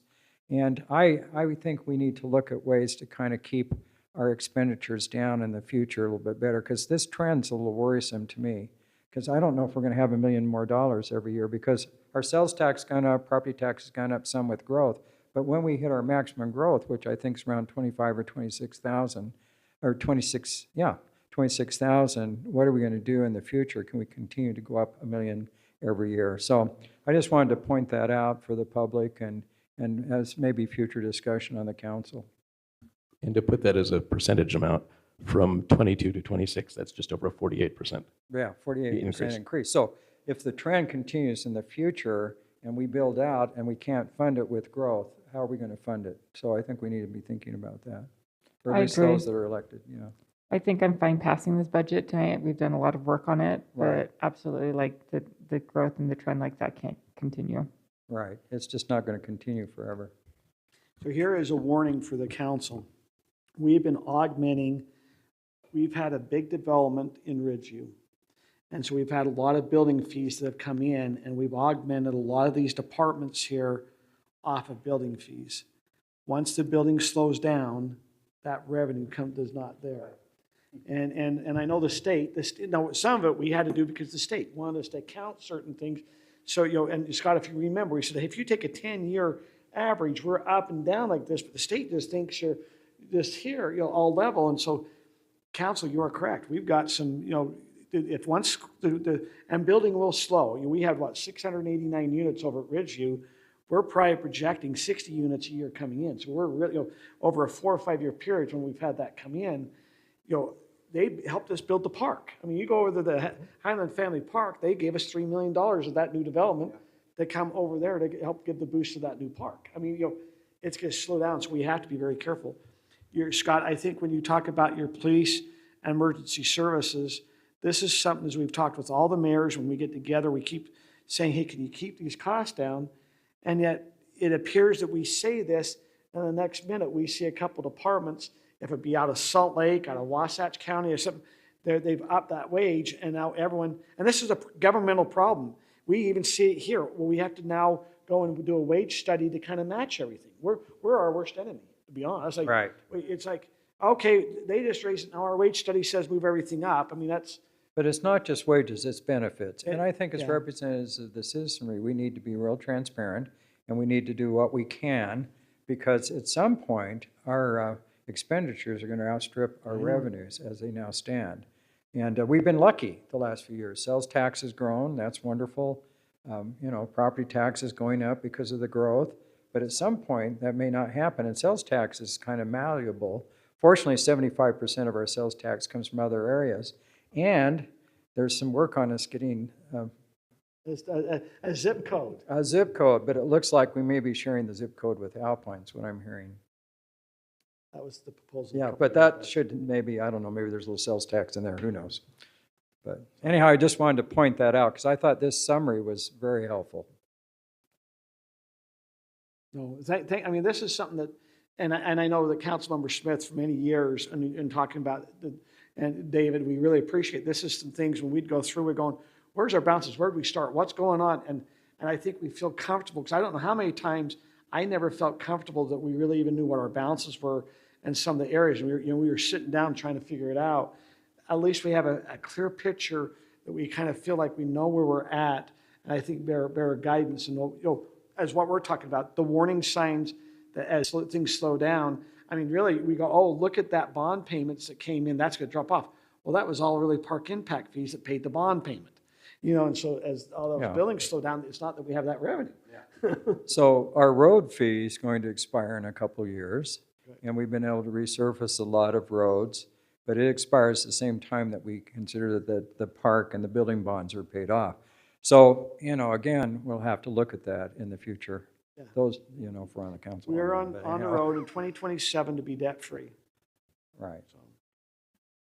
On build out, Actually, are we 28, about 27,000 people, do we I believe? think we were figuring build out 24 to 25, and I think we're a little over 20. We're pretty close to 21 right now. We are, but I'm just Yeah. wondering if build out is it? I bet it's around, well, I've always heard 25, but I think it's going to be 26, 27, Well, I think. I was Yeah. asked a question, and I said I thought it would be somewhere around 27. I just wondered how accurate I Your might be. general plan will make a determination on that. Your general plan will kind of give your land use. Yes, it will. It will, but density in particular.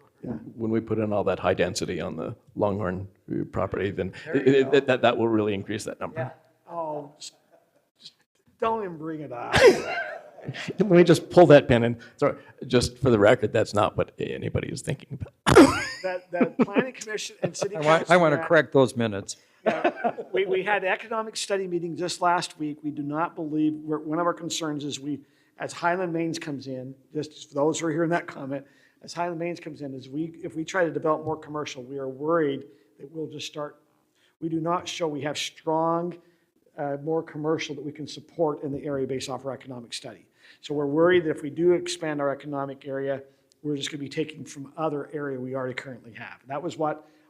That's what we had reported last week. And the council and planning commission signaled on the Longhorn property that because of that, they're worried about any commercial there, and they did not signal for high density. However, transparency, we did give a signal that we would be looking at possible some residential over in the Highland Mains area, which is different than the current plan.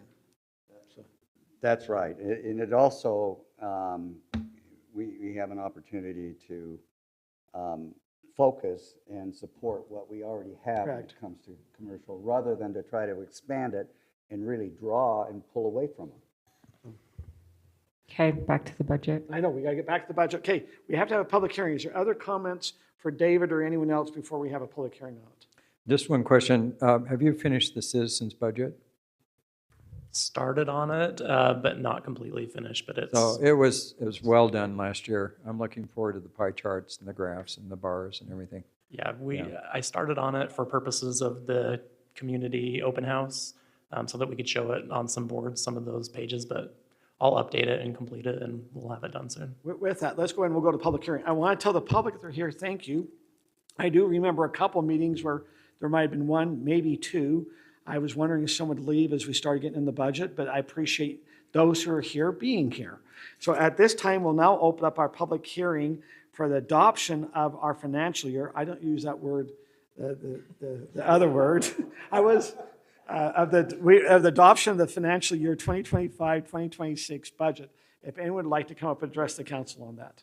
The public hearing is now open. Does anyone like to come up and address on the budget?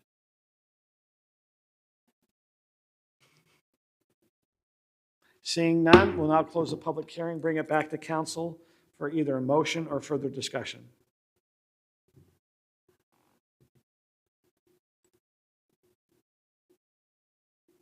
I don't know about anyone else. I'm ready for a motion. I move that the City Council approve the ordinance adopting the Highland City fiscal year 2025-2026 budget. I will second it. I have a motion by Doug, second by Scott. And I'll go to vote.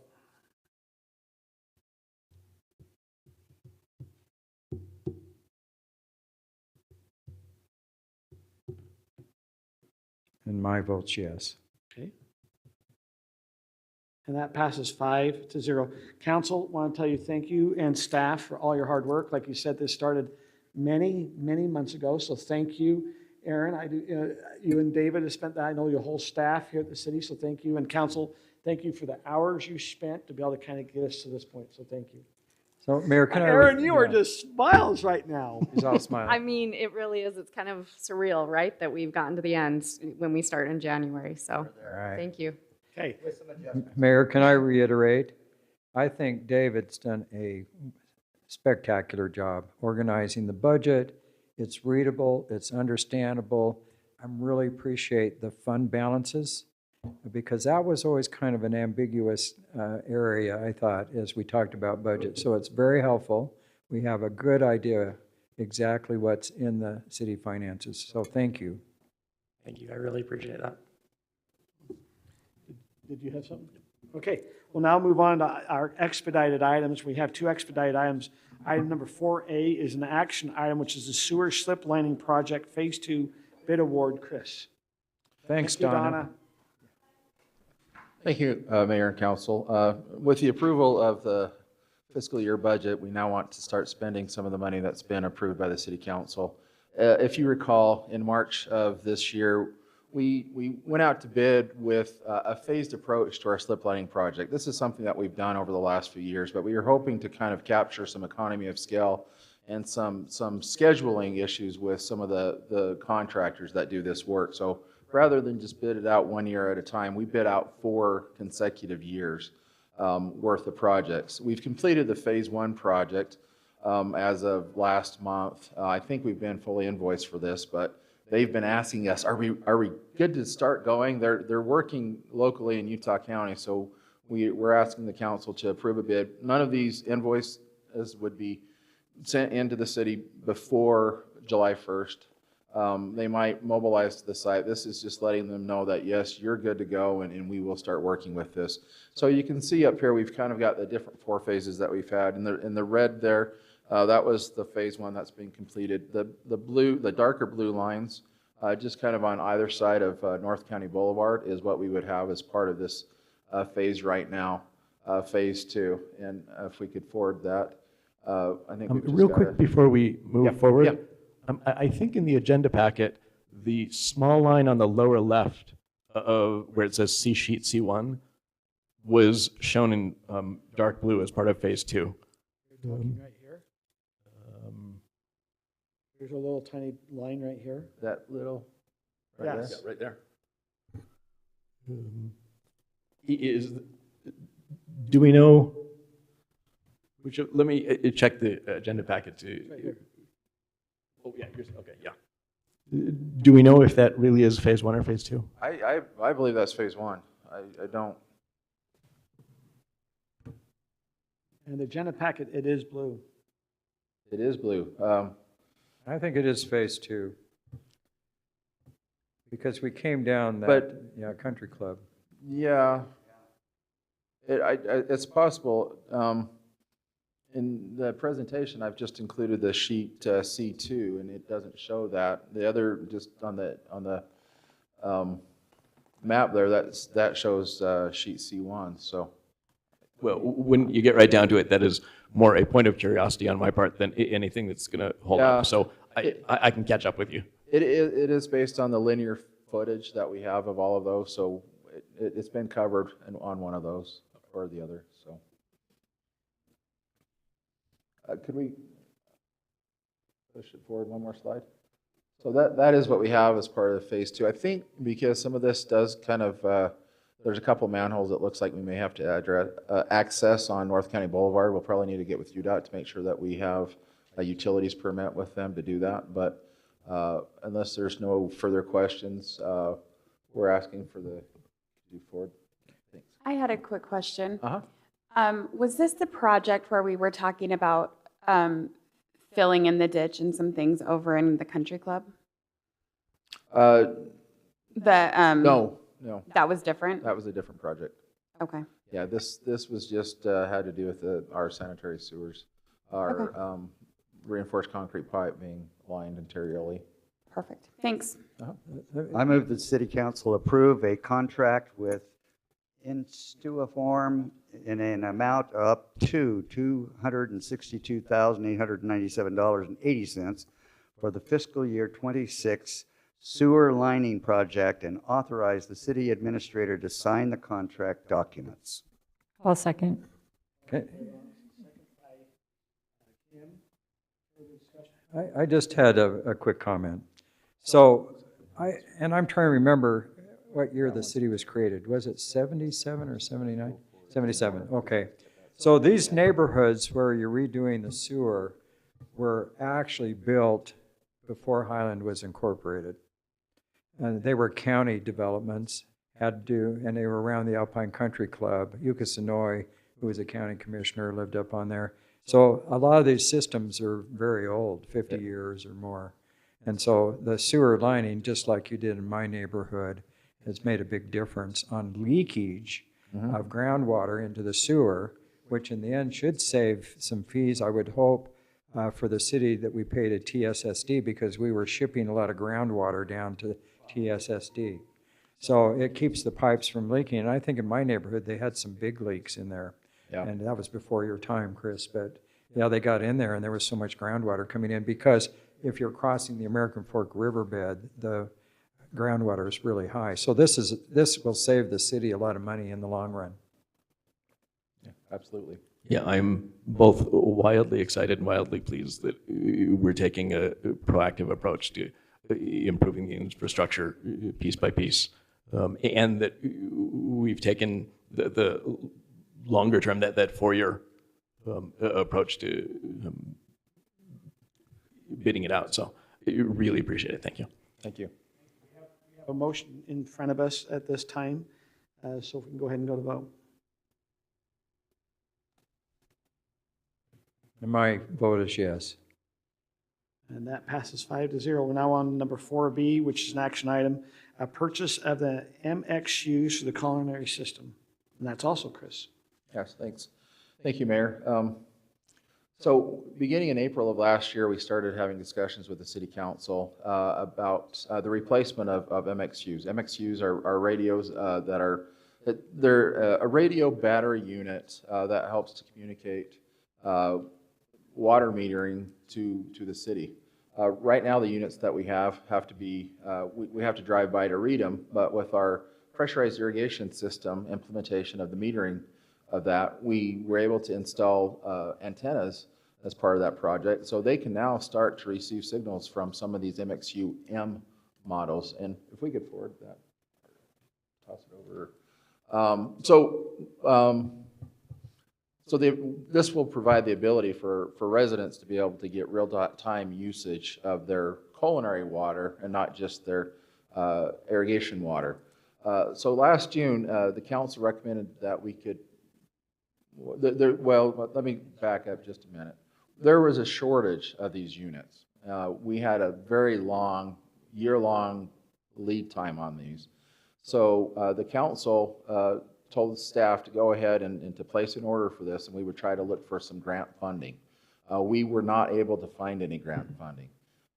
So the other option was for us to make sure that we included this in our utility rate study so that we could actually fund it out of our fund balance. But rather than spending all of it all at once, we thought that it would be more prudent to phase it, again, over 3 years, the implementation. And then we would make sure, as we've gone through and we've done our culinary water rate study, that we've included these prices. And it does make a lot of sense because these really are replacement of existing units that we have that just, the anticipated lifespan for these are 20 years. And so we expect that these will need to be replaced starting in a few years from now, 2027 through 2029.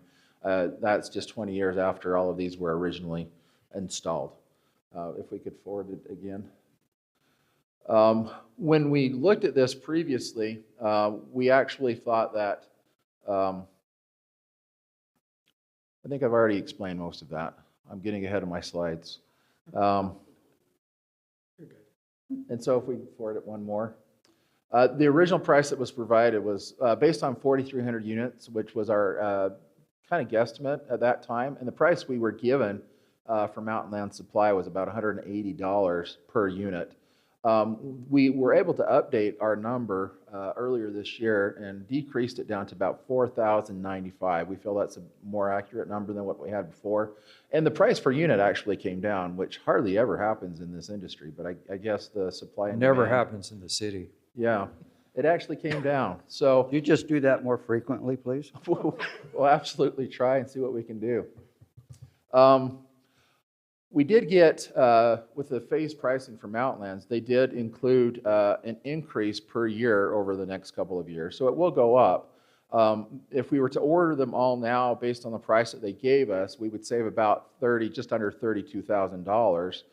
But we would have to store them.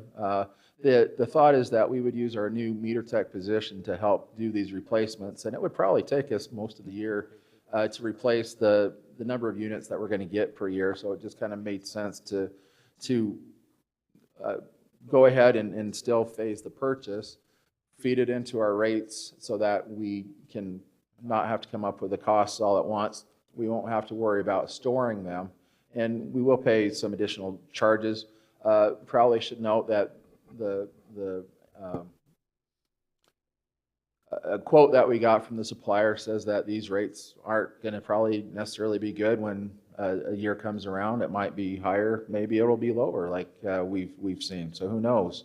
But we've just trying to be as transparent as we can that prices will probably go up over the next couple of years.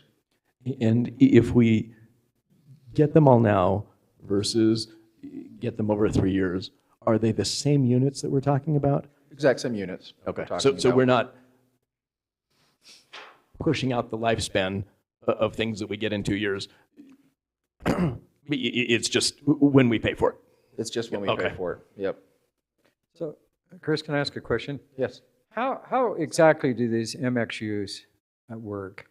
Do they transmit a signal to the tower? They transmit a signal to the tower that's relayed to our base stations, and then we can pick it up and like I said, get real-time usage. So in medicine, we use a lot of glucose monitors on people, but occasionally they have to test their blood sugars to see if the monitor is accurate. I mean, they actually test fairly often. So is there some testing procedure to make sure that these transmitters are accurate and that people aren't being overcharged or undercharged? What kind of testing procedures do you have? Typically what happens is a resident will notice something that seems off or an increase or a decrease in usage, and then we'll go out and we can verify if it's reading correctly or not. We have to go out to actually verify it, so we kind of rely on residents to contact us and say, hey, something's off.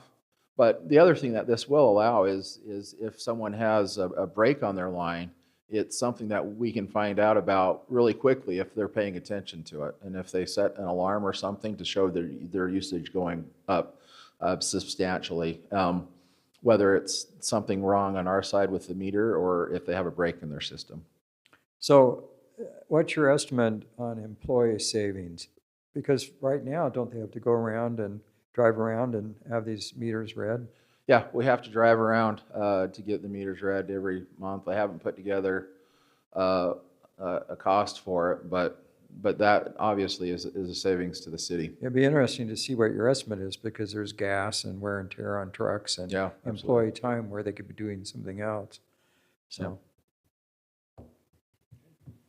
If we, back on the validation question that Scott was asking about, if we stop receiving data from one of the MXUs, we do notice that here. We would know that. Okay. Absolutely. Yep. Even right now, we run some reports like high consumption, low consumption, and go out and check them, honestly, as we have time, but we'll have more time now, to Councilmember Smith's point, right? Because there's one less day a month that they're out doing that. Sounds good. We do have a closed session that we have come up. I just want to make sure we have time to get into that. If there's not other questions, go ahead and go to a motion. I'll make that motion. I move that the Highland City Council approve the purchase of 1,365 MXUs in the amount of $208,967 and 85 cents, $1,000.85 from Mountain Land Supply Company for our culinary water meter reading system, and authorize, in capital letters, the city administrator to sign the necessary purchase agreement. I'll second that. Motion by Scott, second by Ron. We'll now go to vote. And while we're voting, one just clarification question. We just approved $260,000 in the budget for this. Will we need to Do an adjust that, or? No, that's for future. We don't necessarily need to adjust it. That is what's included in our CIP. That We just used won't in spend the full. We just won't spend Okay. that. We're already saving money for the Right. city. Yep. Okay. And I'm yes, Mayor. Scott's a yes. Go ahead. That passes 5-0. Oh, I do vote We'll now yes. move on to our discussion item number 5A, which is our I have to physical download it. year 2024-2025 fraud risk assessment. Did they not do it right still? That's David. Right, yep, back to me. All right, We're moving right along our agenda. Jay's distracted by bread again.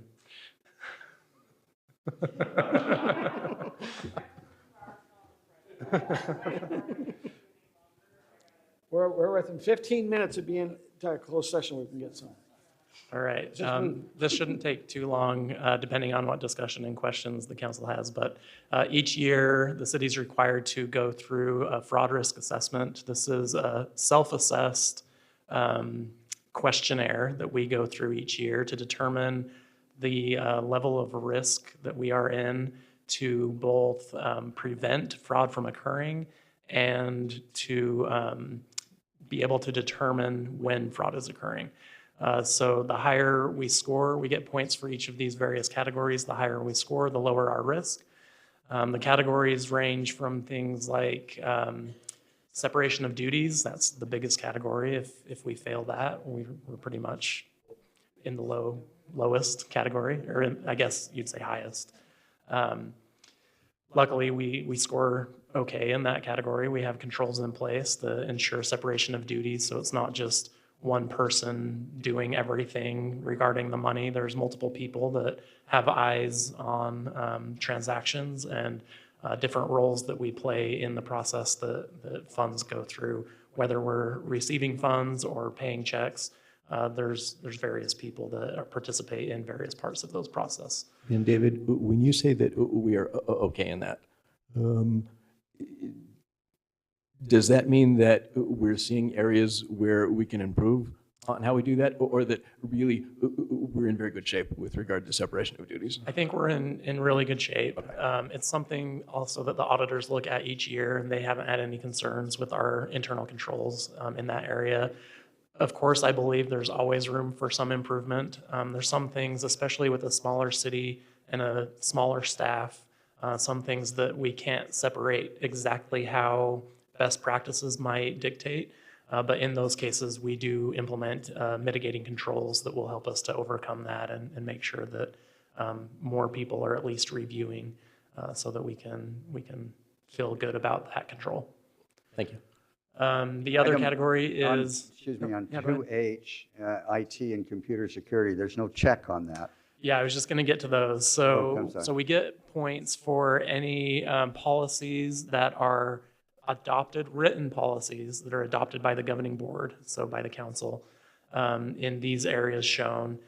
We feel good about the ones that are check marked. We do not have a written policy for IT and computer security. We do have no before, which is mandatory, is that right? Right, so we do have procedures and we do have So do we information need to that's. give you the policy as We a would have to council? have something written in policy that's adopted by resolution by the council in order to get these 5 points.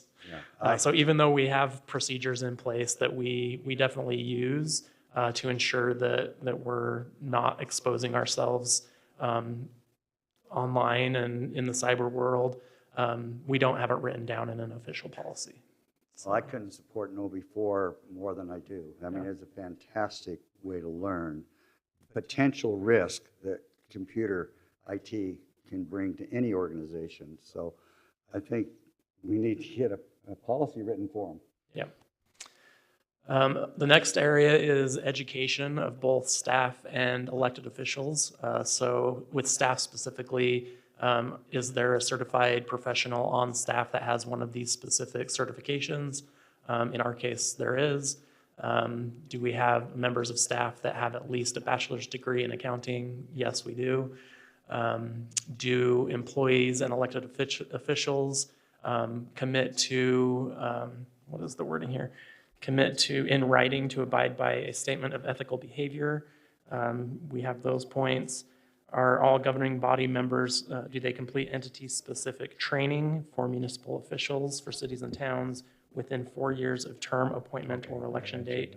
And we verified that all of you have done that training.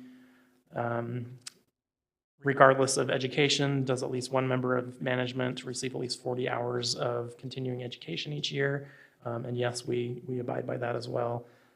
Do we have a fraud hotline? Yes, we have a way that people can report any fraud that they see, and that will be reviewed and reported. And do we, just again, thinking room for improvement, do we sufficiently promote that fraud hotline? Or do we simply have it and it turns out that an awful lot of people don't know about it? Yeah, I know it's on the website. We probably could put it in the newsletter and promote it more to make sure that people are aware that it's available. I'm particularly thinking about internally. That if that's not something that we make sure employees know about, then we probably should take some steps to make sure that that's part of ongoing training. Probably had to have that maybe posted even in the break room or something. Yep. Yeah, we also have quarterly trainings with all staff that are mandatory, and that's a topic we can bring up and make sure that staff are aware. The final two are items that we don't currently have in place. These both involve internal audit. So there is, we could implement an audit committee. This would be a committee made up of members of the community that have a financial background that would oversee the audit function in the city. So they would ensure that we are choosing auditors that are independent, that are qualified for our third-party financial audit. They would also, if we were to implement an internal audit function, which would be an individual that would come in and dive deeper into specific areas of the city's finances and audit them at the audit committee's request. They would oversee that, and the internal audit, whoever does that would report back to the audit committee on the findings. Those are two things that we currently don't have in place. Our score currently for the fraud risk assessment is a 350, which puts us in the low category. So low risk of not being able to identify fraud or having fraud occur. 355, over 355 would be considered the very low category. So we would have to implement either the internal audit function and or audit committee in order to accomplish that. Or even your IT, if you did IT. Even the IT would get us. Well, that would get us to 355. We'd be right at that's the, true. You the still get cusp low or of very low. So over 355 is the very low. Yep. So that's all I have to present, open to discussion, questions, or other comments regarding, we're required to present this each year. That's why we brought it to this meeting. We'll be back next year, and if the council directs us to make any of these changes, it sounds like an IT and computer security policy for sure is something that we should get put in place before next year. If the council was interested in the other two items, we could look into those. In principle, I very much like the idea of an audit committee. As a practical matter, what I see, what I have found here, I'm not convinced that it's going to buy us a whole lot, and I don't think it's worth the expense, both money and staff time to implement that. So that's why I'm not pushing for that. I absolutely agree with that. It feels like a rabbit hole. Well, and I think on public safety, we decided to start thinking about an audit committee so we could kind of see how it goes there and then move on if it goes well. That was, the board discussed having maybe an audit committee, get put together, one from each city, having a financial person. The question is, will they function and how do they do? So, okay. Other discussion on this before we move on? Okay, seeing none, thank you for the input. We'll now move to our communication items. We have 4 communication items. The first one is going to be number 6A, which is Utah County Sheriff Office Evidence Memorandum of Understanding. That's going to be Chief Williams. Help us understand. Thank you, Mayor. I'll be very quick. So we were approached by, well, each city, when I say each city, both Highland and Alpine were approached by the Utah County Attorney's Office on behalf of the Utah Sheriff's Office to enter into an MOU that would, regarding the disposal of misdemeanor, evidence related to misdemeanor crimes or offenses. It should be noted that Lone Peak Public Safety nor the City of Highland in the last 3 decades have ever used the Utah County Sheriff's Office for the collection of evidence or the disposal of evidence in either misdemeanors or felonies. So this was something that I think they do maybe for other smaller cities, but they've never done for Highland or Alpine or Lone Peak Public Safety. I think it's important to note that this last legislative session, this was addressed that would allow the disposal of misdemeanor evidence to help free up space in evidence room, because a lot of the evidence rooms across the state are getting full of evidence, and this will allow a more streamlined way to dispose of misdemeanor evidence that was involved in misdemeanor crimes. After reviewing the MOU, we don't see any harm in signing the agreement. It doesn't impose any new operational obligations on behalf of the police department or the city, but it just helps streamline current changes and best practices for the sheriff's office and evidence collection and disposal going forward. So, to answer any questions. Chief, where will it be disposed? Are they going to put it in the landfill or? So it depends on the type of evidence that it might be. So if we're talking biohazard waste that will be disposed of properly, probably through incineration. Some things may go to the landfill. Firearms will probably be destroyed through cutting them up and disposing of those functioning parts that if they're not to be used anymore. It just depends on the type of evidence that we're talking about disposing and the type of crime that it may have been used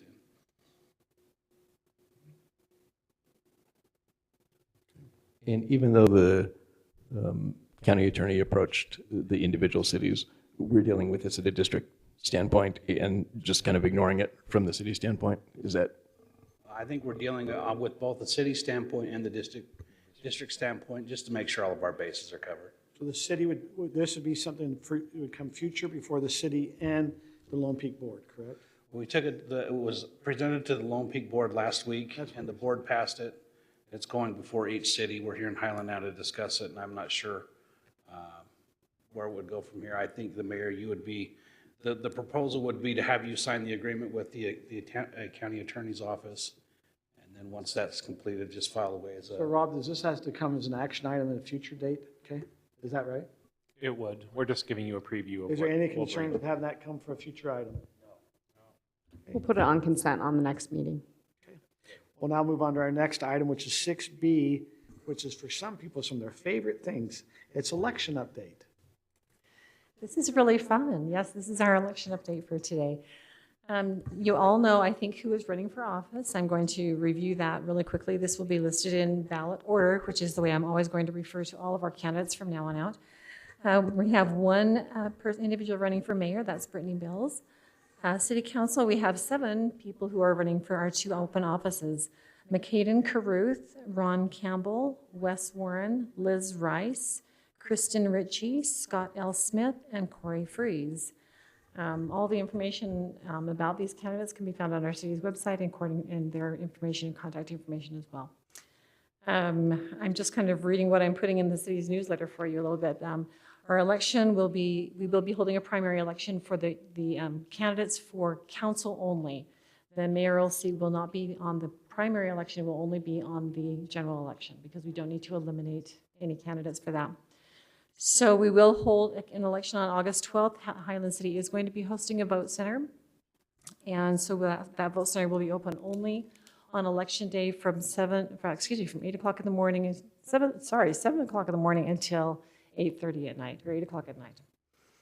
And I'm getting messed up on my times. Let's see. We are going to be hosting a Meet the Candidates night on the 17th of July. Erin, did we decide that was going to be at 6 p.m.? 6 to 8. Oh, That was 6 to 8, if I'm remembering right. I don't think we finalized, or 5 to 7. Okay. We'll get that information We will to you. give that information when we've got that figured out entirely. But we are asking the public if they have a question for the candidates, they are welcome to submit that question. And we will get that to all of the candidates. The idea is that we will have a list of questions that will be given to all the candidates. They will respond prior to the Meet the Candidates night. And then a document will be prepared with all the questions and the answers from all the candidates, which will be handed out that night to those individuals who attend the Meet the Candidates night. Erin, can I just suggest that we started at 6? 5 o'clock meetings are really hard Oh, for me that's to fair. get to. Yeah. Yes. Yeah, absolutely. And I'd like to be there. I think We'd that like you to probably be makes there, too. sense. 6 to 8, I think, makes sense. Here's a question I have for the council candidates, all the questions, because I know some. Let me ask you, you notice down here on 6D, it talks about the school district update. The school district's also going forth with and what's unique about the school district is we have a specific seat that's here in Highland. Would there be any benefit on our July 17th meeting where we have council also to invite maybe candidates who are running for the city school board for just the Highland seat themselves? Maybe. Yeah, I agree. No, I'm just saying, no. How many are running, though? Is there 5? I think you and I counted 5 earlier, 4 or 5. I think there's 5. I don't know if you'd get more synergy where maybe more people would want to come because they could engage school district and city. I don't know if we need to keep them separate. I was just bringing it up. I mean, we'd separate, maybe we'd have the council, those running for council inside the council chambers, and maybe the mayoral candidate when I brought it up, and the school board could be down the hall here by the library or something. I was just trying to think, would that give more synergy to that July 17th night? Or I is think that bring more distracting? people out. I think sometimes it would confuse That's just what who's would be running distract. for what position, but I guess if they, Would it distract? I'm not opposed to it. I'm generally good with anything at this point that is going to increase visibility of that school board election and the candidates. I think we'll get more people engaged because the school board, everybody knows, I hope, that that's very critical right now. It's as critical as it ever has been, more critical than it ever has been. So I would hope that that would bring out more people. Okay, I know this could be unusual. We've got 3 candidates here tonight. I know this might be the first time you've even heard this idea. Is there any of you 3 candidaents here that either? I would like to expand that and note that we have more than 3 candidates here this evening. Well, no, I mean, I'm sorry, on the, you have council members that have been able to voice their opinion. What I'm saying, you have 3 candidates in the audience. I'm sorry, 3 candidates in the audience, other than those who are currently sitting on council. Would they like to chime in on that if we invited the school board to also be here on July 17th? Up, down?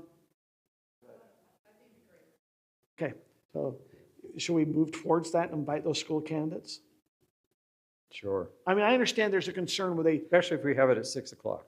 Well, no, but I mean, I think you'll get more sense, now, they'll get to know the school board, and, because they have to vote on both going into August. Now, let me ask you, Stephanie, when will the ballots come out? So the ballots are going to, they start hitting your mailboxes July 22nd. Okay. So, yeah, I saw my first proof of the ballot today.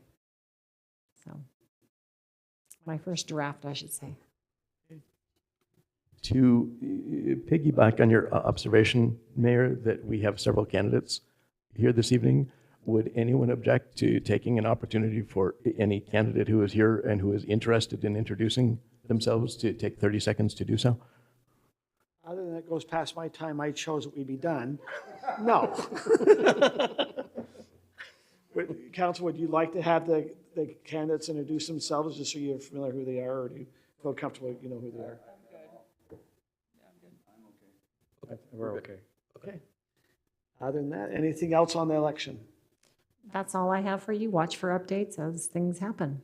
Thank you. I appreciate it. I appreciate all those who have stepped forward to run and for here in the city, as well as that it is hard for me emotionally, I'll just tell you that. Okay, we have our number 6C, which is community development update. Not too much on this, just remind you we have the general plan meeting, second Tuesday in July. We'll talk about land use for the third time. Just as a preview for Planning Commission, so you're aware, we have that daycare PO zone development agreement. I've reviewed a draft, so we're going to bring that to the Planning Commission. We're just finalizing the exhibits, the building and site design. So that'll go to them. I'm also proposing a text amendment that will put an expiration date on all of our land use applications and approvals, so they don't just kind of hang out there for years and nobody knows what's happening with them. So we'll work on doing that so we can kind of close some of those ones that have been hanging out there for a long time. And I am hoping to have a kind of initial draft of the PO zone amendments, not for action, but just for discussion for the Planning Commission. I want to give it to them, give them some time to review it, talk about it, and we can engage residents and other stakeholders and then bring it back to them for action in July. So also we have a final plat submission. This is down across from the Bueller property. It's been known on our website as the Panto subdivision. They've changed the name. It's still a 7-lot R140 subdivision, pretty straightforward, nothing too remarkable about it, but we'll be working through that as staff and probably have that approved in the next 2-3 months or so. One quick question about the text amendment. If we put just to throw out a number, we put a 12-month deadline on things. If something has already been sitting out there for 2 years, does that mean that it has an additional year, or that? I'm going to send out notices to the big ones, like our site plan that's been kind of pending over here, and say, we've passed this new ordinance, what are you doing? And please come in within the next year and talk with us and get it resolved. And they can always apply for an extension. I just want to get some action either to build it or don't, so we just know what's happening. And as I actually was able to talk to 10700 today, Todd Embury, we will hopefully within the next month, you will start seeing things start moving forward again. And they understand about some, they need to get some park stuff done. They are also looking for office tenants as well as a retail to try to get one retail building. But they anticipate within 2 weeks to kind of maybe start having things get more finalized, and then hopefully within a month start to kind of ramp back up. We'll see. That's hopefully the hope. That's just this development right here. Can I make one quick comment? I mentioned this earlier, but I talked to Representative Congressman Kennedy about 3 weeks ago. We had a discussion. I said, we really want our own zip code. And they've investigated. And he says, you know what? When you're in Congress, the Postal Service listens to you because you control their budget. And so and there's also been feelings. So I was talking to his chief of staff Saturday at the little political gathering they had down in my park, and he said they're talking with them, and they seem to be most amenable if we joined up with Alpine, because they like 50,000 in each one. But I don't know what Alpine thinks about something like that. Well, what do you know, Mayor? So that was when we started approaching. We actually brought that up with the Postal Service that right now we're with American Fork, but demographically we're probably closer to Alpine. Does that make sense? And so Right. that they were waiting. All of us just saw Lehigh just got a new zip code. And Right. that's because that zip code got filled up. That was the one. 50,000 Yeah, fills them but up. American Fork with us. They're just saying we're still not there. Well, but American Fork close to 40,000, we're over 20,000, so we've passed the 50,000. It's getting close as they add on all Yeah. that stuff down by the freeway. So I mean, but we brought up, maybe we should try to see if we could get the zip code that was there with Alpine, because that seems to be a little closer geographically with what was going on, and maybe easier to try to track what was going on. Alpine currently has their own Zip code, they're A4004. So why can't we have our own zip code?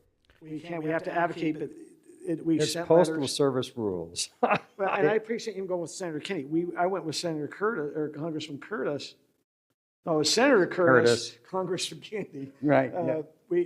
And I've met with his staff several times, and they've kind of started, it sounded like with some relationships there with Mike Candy, it might be more helpful, so. Yeah, he says, just tell me what I need to do. He says, they respond to letters from me. So I thought, okay, let's do it. Let's go again.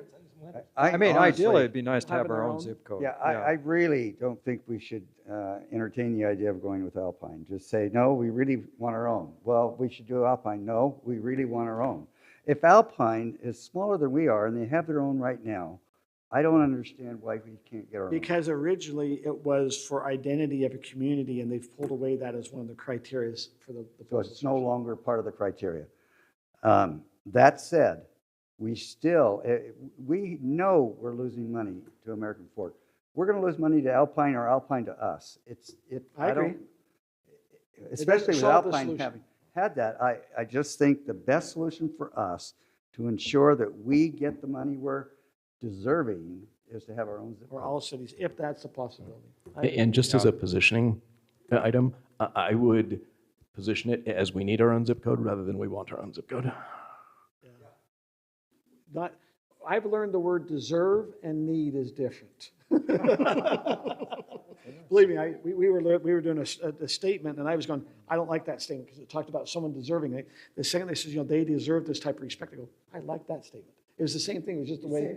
It's just- Anyway, Well, I think we should keep emphasizing we want our own, but Yes. the options. we just need- postal service is a bureaucracy, so who knows? Okay, is there anything else we have that needs to be covered before we go to a motion to close session? We've got the school district update on the agenda. The school district update was just about that they have their election going on. They do have on this Friday, they are doing the groundbreaking out in Saratoga for the new high school. We're invited. They've invited council members from the neighboring area if you'd like to go. And they are kind of encouraging. Of course, they're amongst all the election stuff, and so there are different websites out there if you're interested trying to find out about those candidates. I assume that some of the city council candidates will be starting to put their social media, network out there for people to start reading about them. And information is going to be important. I don't know a lot about the candidates from the school board, and I need to get to know some of the candidates even for city council. So now it's time to get educated. Okay, if there's nothing else, is there? Here's our future agenda. Just as once again, we will have planning commission next week, city council on the first Tuesday. Then we have our general plan on the 8th. Now we have a public safety, and on the 15th, you'll also have another city council. And then we also are starting to plan towards, of course, we already talked about, but we also have the Highland Fling that first week of August, just so you can kind of start planning. Where is the public safety meeting held? It's held here at our council meeting. And that's open.